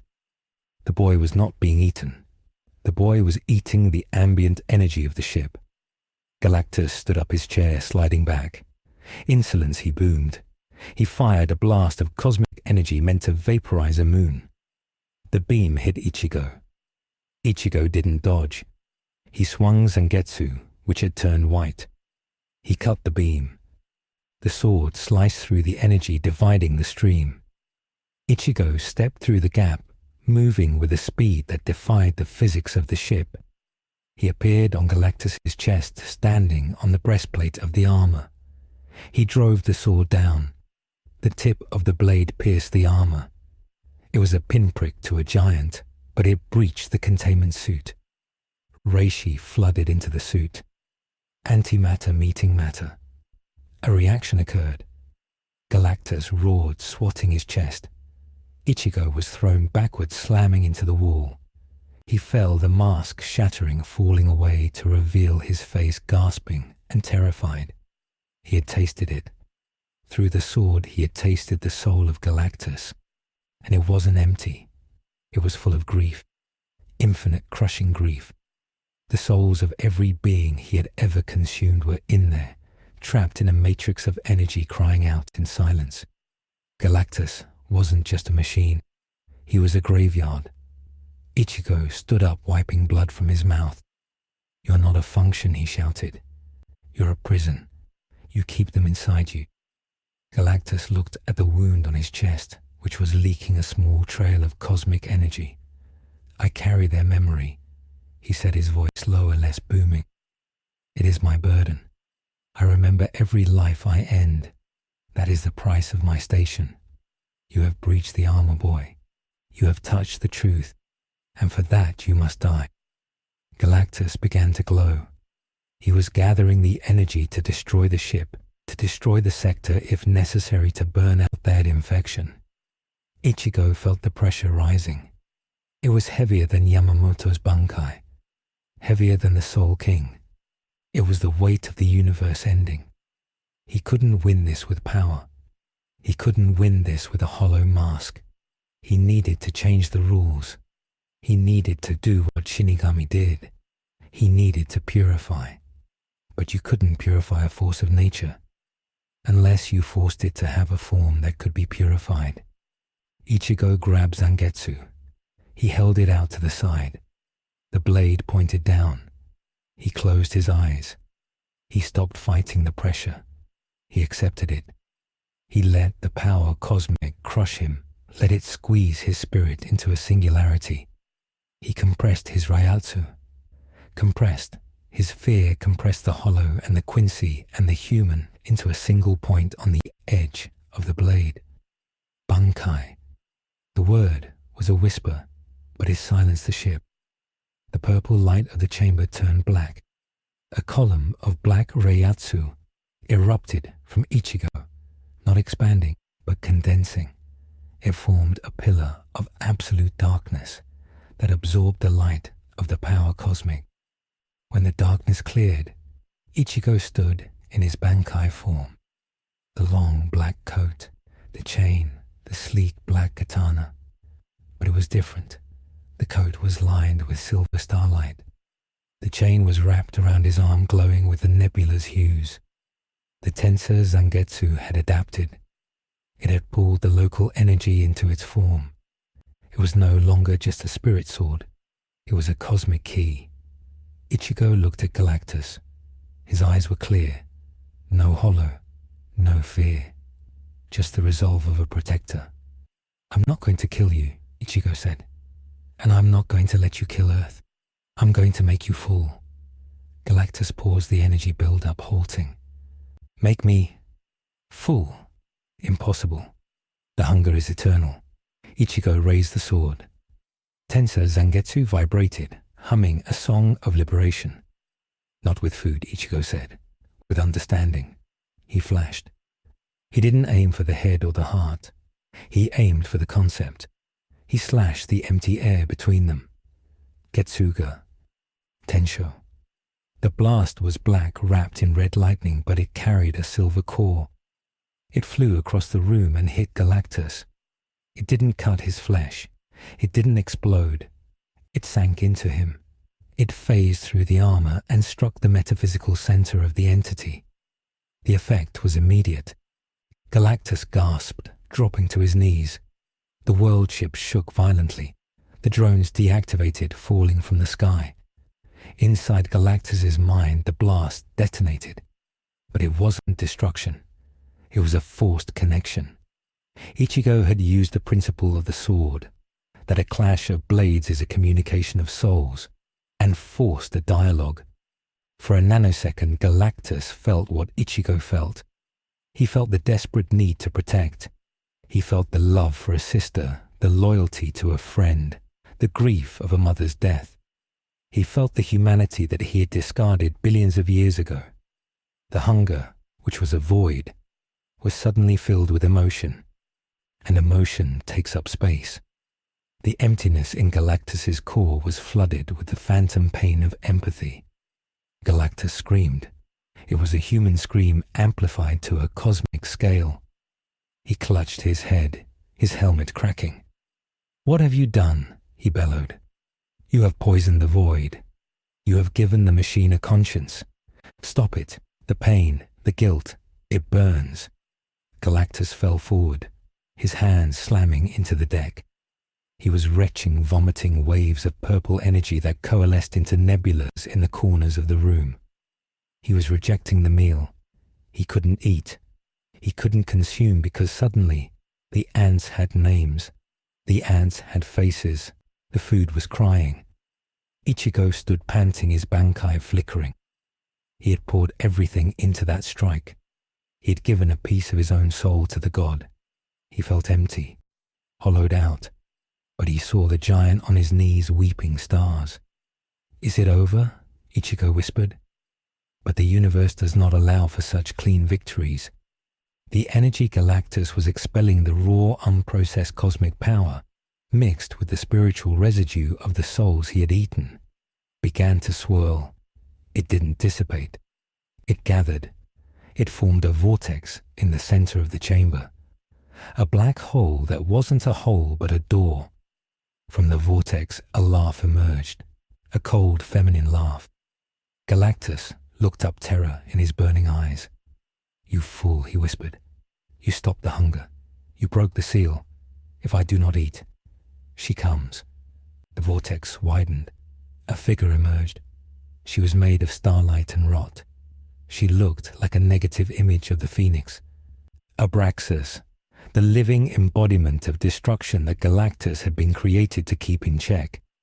The hunger was the lock. Ichigo had picked it. Abraxus stepped onto the deck of the world ship. She looked at Galactus, who was paralyzed by his newfound guilt. She looked at Ichigo, who was barely standing. "A soul reaper," she purred. "How delicious. You broke the cage to save the mouse and let the tiger out." She raised a hand. The reality of the ship began to rot. The metal turned to flesh, and the flesh turned to ash. Ichigo realized with a sinking horror that he had made a mistake. A massive, catastrophic mistake. He had treated a cosmic balance like a villain to be defeated. He had applied shonen logic to a Lovecraftian problem. He had saved the earth from being eaten only to expose it to being unmade. Galactus was not the enemy. He was the dam, and Ichigo had just blown the dam. Galactus looked at Ichigo. "Fix this," he commanded, his voice weak. "You carry the power of the soul. You carry the chaos. Becoming the lock is the only way. You must fuse." Ichigo looked at the giant. "Fuse? With you?" "No," Galactus said. "With the hunger. You must take the burden. You must eat the concept of entropy." It was madness. It was impossible. But Abraxas was walking toward the exit, toward the view of Earth. She was going to undo the planet, not eat it, delete it. Ichigo looked at his sword. He looked at the black hole swirling with the rejected hunger of Galactus. It looked like a Getsuga. It looked like a hollow's mouth. He understood. He had to become the vessel. He had to become the substitute, not for a Shinigami, but for a world eater. Ichigo walked toward the vortex. He didn't run. He walked. The chains on his arm rattled. "I really hate my job," he muttered. And he stepped into the hunger. The reaction was instantaneous. The vortex collapsed, imploding into Ichigo's chest. His back arched, his scream silent in the vacuum. The spiritual pressure of a death god mixed with the cosmic hunger of a universal abstract. Black wings erupted from his back, not feathery wings, but wings of void and starlight.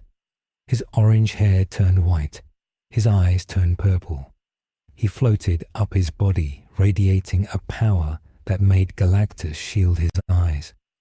Ichigo Kurosaki was no longer just a hybrid of Shinigami Hollow and Quincy. He was the host of the power cosmic. He was the new herald. But he wasn't serving Galactus. He was containing him. He turned to Abraxas. The entity paused, sensing the shift. "You," she scoffed, "a mortal boy containing the hunger. You will burn out in seconds." Ichigo raised his hand. Zangetsu formed in his grip, but it was massive, a cleaver the size of a building made of pure event horizon. Maybe, Ichigo said, his voice layering over itself, echoing with the weight of galaxies. "But I'll take you with me." Down on Earth, the sky turned purple, then black, then orange. People fell to their knees. The Avengers watched the monitors. The energy signature from the world ship spiked to infinity, then vanished. It didn't fade. It simply went off the scale and broke the sensors. Tony Stark sat back in his chair, his face pale. The surfer returned, landing on the lawn. He looked at the sky with reverence. The anomaly has ascended, the surfer said. He has done the impossible. He has married the spirit to the void. "Is he dead?" Rogue asked, her voice cracking. The surfer shook his head. "No. He is infinite. And he is very, very hungry." Ichigo, hovering in the wreckage of the world ship, facing down Abraxus, a being of cosmic death empowered by a hunger he barely understood, holding a sword that could cut the fabric of the multiverse. He had saved the Earth from Galactus, but in doing so, he had become something that might be far worse. He had become the Cosmic Reaper, and the first thing he felt was the need to feed. The deck of the Worldship Tar 2 was no longer a physical surface, but a crumbling shoreline where the ocean of existence met the acid of oblivion. Abraxus moved not by walking, but by deleting the space between herself and her prey, her laughter a frequency that unraveled the atomic bonds of the ship's hull. She was the antithesis of the power cosmic, a living paradox that existed only to prove that creation was a mistake. Ichigo Kurosaki hovered before her, his new form casting a shadow that stretched across star systems. The wings of void and starlight beat slowly, not displacing air, but churning the background radiation of the universe. He gripped the massive event horizon cleaver with hands that felt numb, not from cold, but from the sheer voltage of the hunger coursing through his spiritual veins. The hunger was not a feeling, it was a command. It screamed in his mind, drowning out the old man, and the hollow demanding that he consume the entity in front of him. It wanted him to open his mouth and swallow the concept of entropy. Ichigo grit his teeth, forcing the urge down, channeling it into the blade. He was not a monster. He was a Shinigami. He protected, even if he had to use the appetite of a god to do it. Abraxus raised a hand, delicate and pale, and the reality around Ichigo began to rot. The cosmic energy shielding him turned grey and flaked away like dead skin. The rot attacked his reiatsu, turning his own spiritual pressure against him, fermenting his soul. Ichigo roared, swinging the giant blade. The slash did not cut Abraxus, it cut the rot itself, severing the causal link between her will and his decay. The feedback loop snapped with the sound of a breaking galaxy. Abraxus frowned, her eyes narrowing. "You deny the end," she whispered. "How rude." She stepped forward, and the universe tilted. She punched him. It was a physical blow with the weight of a dying timeline. Ichigo took the hit on the flat of his blade. The impact launched him backward through 3 concentric rings of the worldship superstructure. He crashed through miles of machinery, each impact triggering a supernova of sparks. He finally slammed into the central power core of the ship, denting the casing of the ultimate nullifier, which sat ominously on its pedestal. Ichigo coughed, spitting out blood that was silver and black. His chest heaved. The hunger surged again, trying to take control, trying to make him frenzy. He felt his mask, forming the void visor, sliding down over his face. On Earth, the sky was the kaleidoscope of terror. The battle in orbit was visible to the naked eye, as flashes of impossible colors that defied the spectrum. In the control room of the Baxter building, "Read." Richard stared at the monitors, his elastic face pulled tight with worry. "The energy readings are contradictory," Reed said, his fingers flying across the console. "The boy is outputting the energy of a Big Bang, but the entity Abraxus is negating it. She represents the heat death. He represents the initial expansion. It is a stalemate that will tear the fabric of the 616 universe apart. If they continue, every atom in our solar system will simply forget how to hold together." Beside him, Tony Stark looked at the readings from his deep space armor, which was currently drifting in orbit, remote controlled. "We need to tip the scale," Tony said. "We can't shoot her. We can't nuke her. We have to support him. We have to give the kid an anchor. He's fighting 2 battles, one against her and one against the hunger. If he loses to the hunger, he becomes Galactus 2.0 and eats us. If he loses to her, she unmakes us." At the Xavier Institute, Charles Xavier was already moving. He wheeled himself into the wrecked Cerebro chamber where the master mold lay in ruins. He didn't need the machine. He had the Phoenix. Jean Grey stood amidst the debris, her red hair floating in a psychic wind. She felt the boy's mind up there. It was a screaming, chaotic storm of instinct and duty. Xavier said, his voice projecting directly into her mind. "We must stabilize him. We cannot give him power. He has too much. We must give him clarity. We must remind him of his humanity before the power cosmic burns it away." John nodded, her eyes glowing with the raptor force. "Connect me," she said. "Connect us all." Xavier closed his eyes. He reached out, grabbing the minds of the X-Men, the Avengers, the Fantastic Four, even the chaotic mind of Deadpool, who was watching the sky with popcorn. He wove them into a gestalt consciousness, a single mental thread of belief and memory. He fired it like a spear into the heavens. High above the atmosphere, Ichigo felt the connection. It wasn't power. It was a voice. It was Rogue's gratitude. It was Logan's gruff respect. It was Captain America's unyielding resolve. It was the memory of his sisters Yuzu and Karin waiting for him in Karakura town. The human memories hit the cosmic hunger like water hitting grease. The hunger recoiled, hissing. It hated humanity because humanity was small and finite, and the hunger wanted the infinite. But Ichigo grabbed onto those memories. He used them as a handle to grip the slippery, uncontrollable power. He stood up in the wreckage of the worldship. The visor on his face cracked, revealing one brown human eye. "You're right," he said to the empty air. "I'm not a god. I'm a guy who protects." He looked at Abraxus, who was floating toward him, a ball of green anti-life forming in her hands.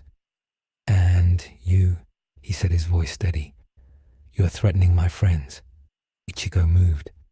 He didn't use Shompo. He used the folding of space that the Silver Surfer used.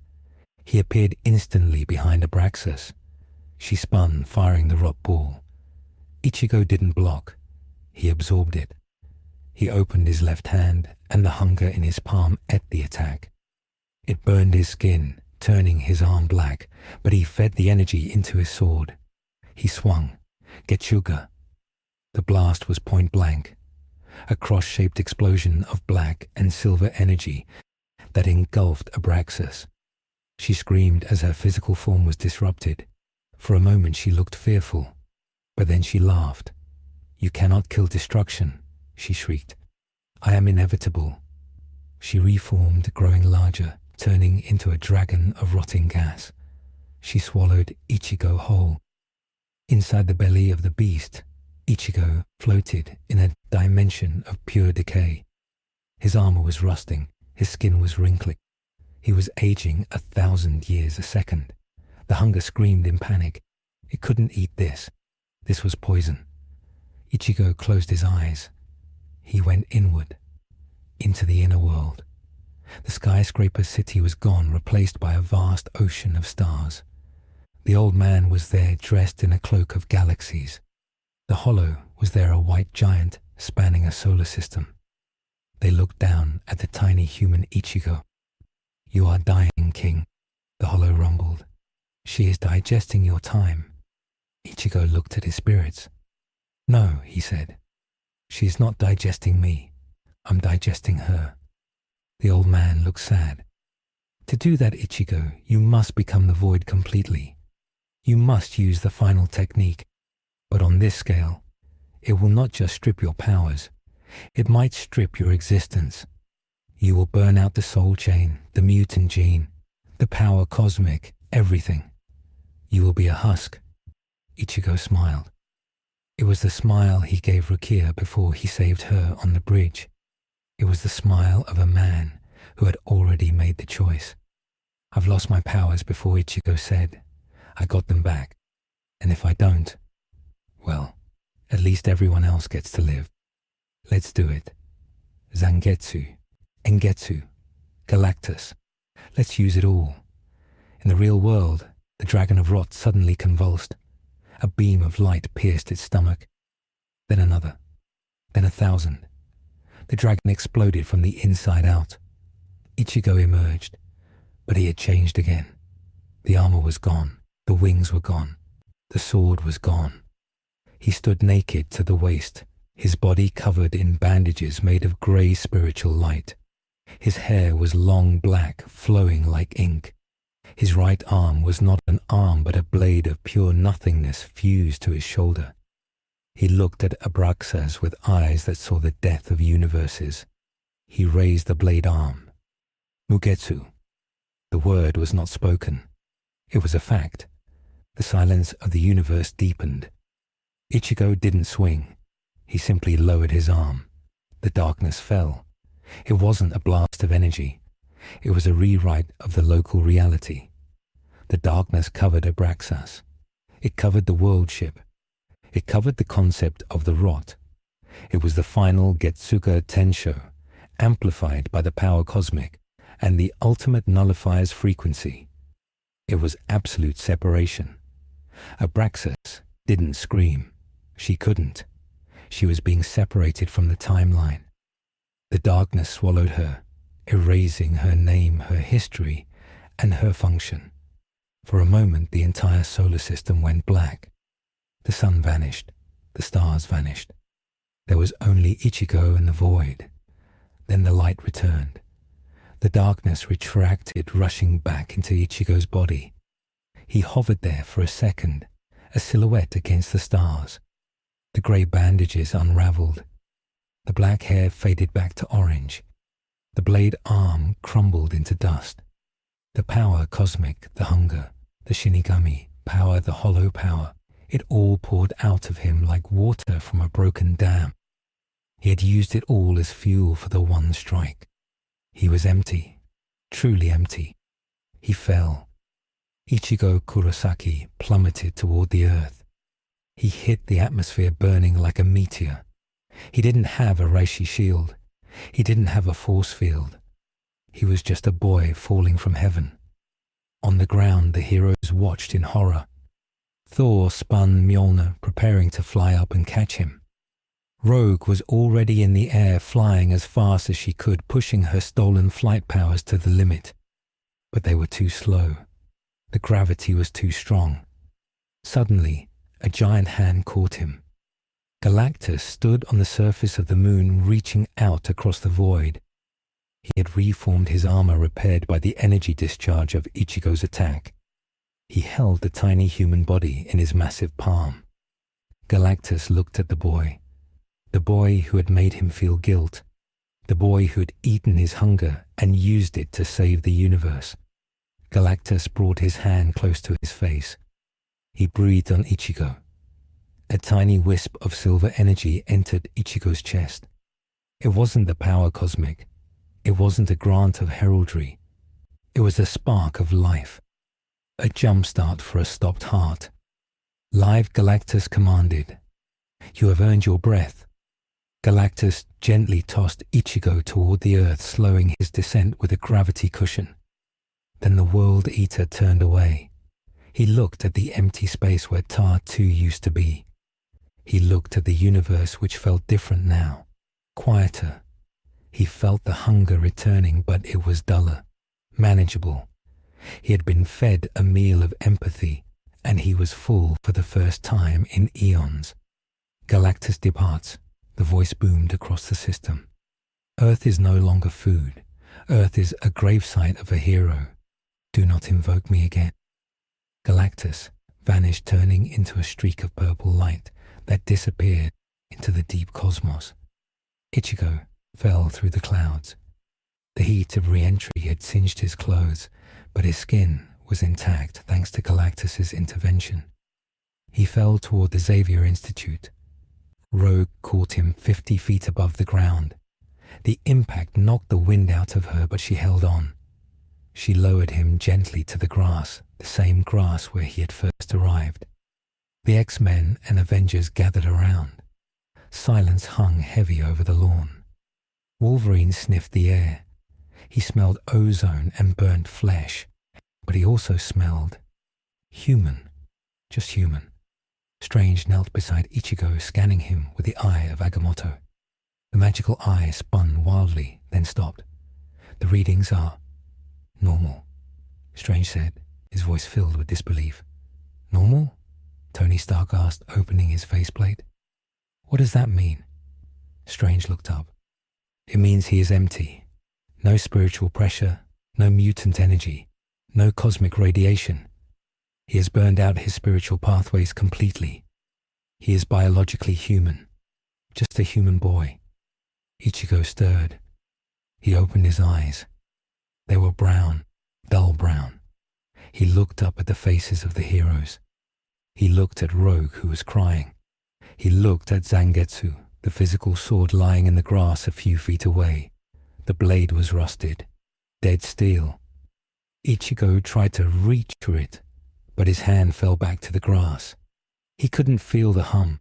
He couldn't hear the old man. He couldn't hear the king. It was quiet. Finally, quiet. Did I win? Ichigo whispered, his voice barely audible. Captain America stepped forward, kneeling on one knee. He placed a hand on Ichigo's shoulder. Son Rogers said softly, You didn't just win. You saved everything. Ichigo nodded slowly. Good, he said. Then he closed his eyes and fell into a deep, dreamless sleep. Weeks later, the world had begun to heal. The atmospheric disturbances ceased.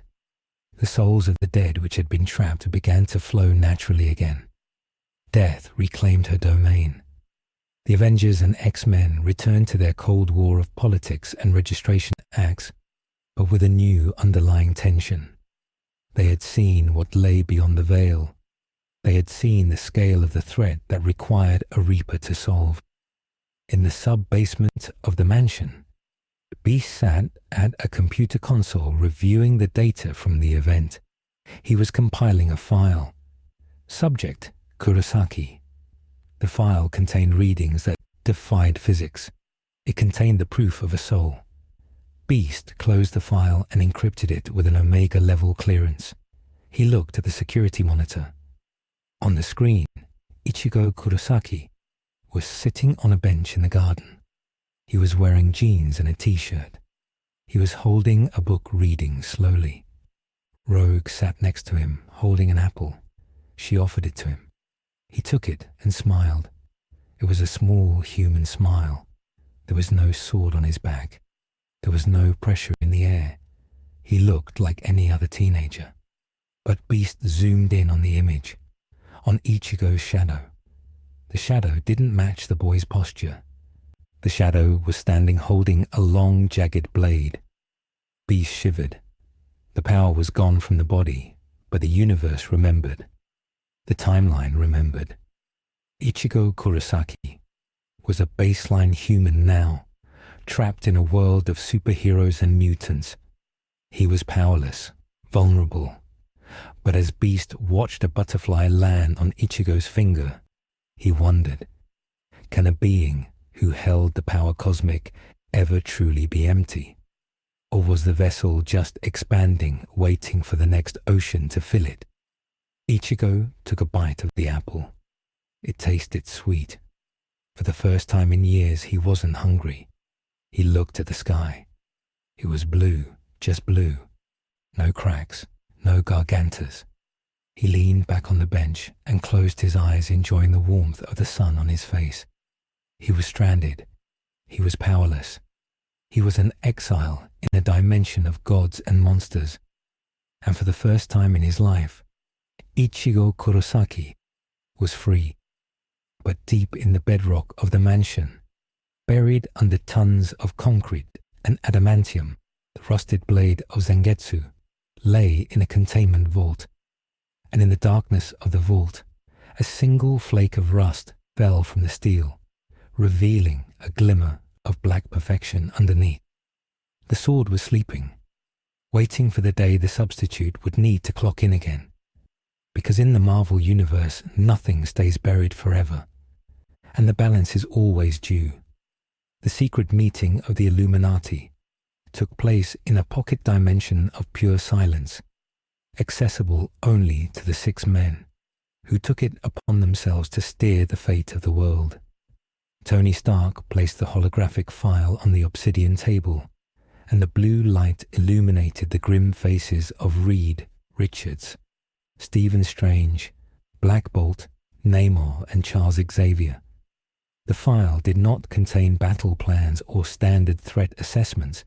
It contained a single metaphysical question. What happens when the battery recharges? Dr. Strange looked at the projection of Ichigo Kurosaki, who was currently asleep in his dormitory 3 dimensions away. "We are deceiving ourselves," Stephen said, his voice echoing in the void. "We call him cured. We call him human.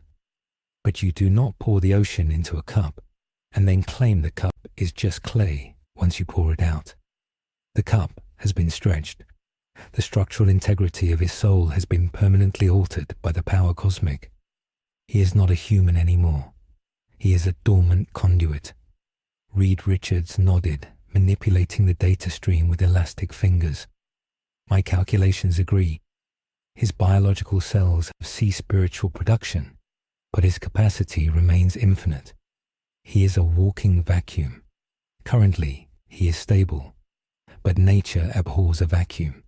If he experiences sufficient trauma or if he is exposed to a concentrated source of reishi, he will not just regain his powers.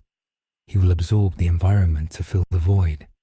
He is an Omega-level threat, not because of what he can do, but because of what he can become.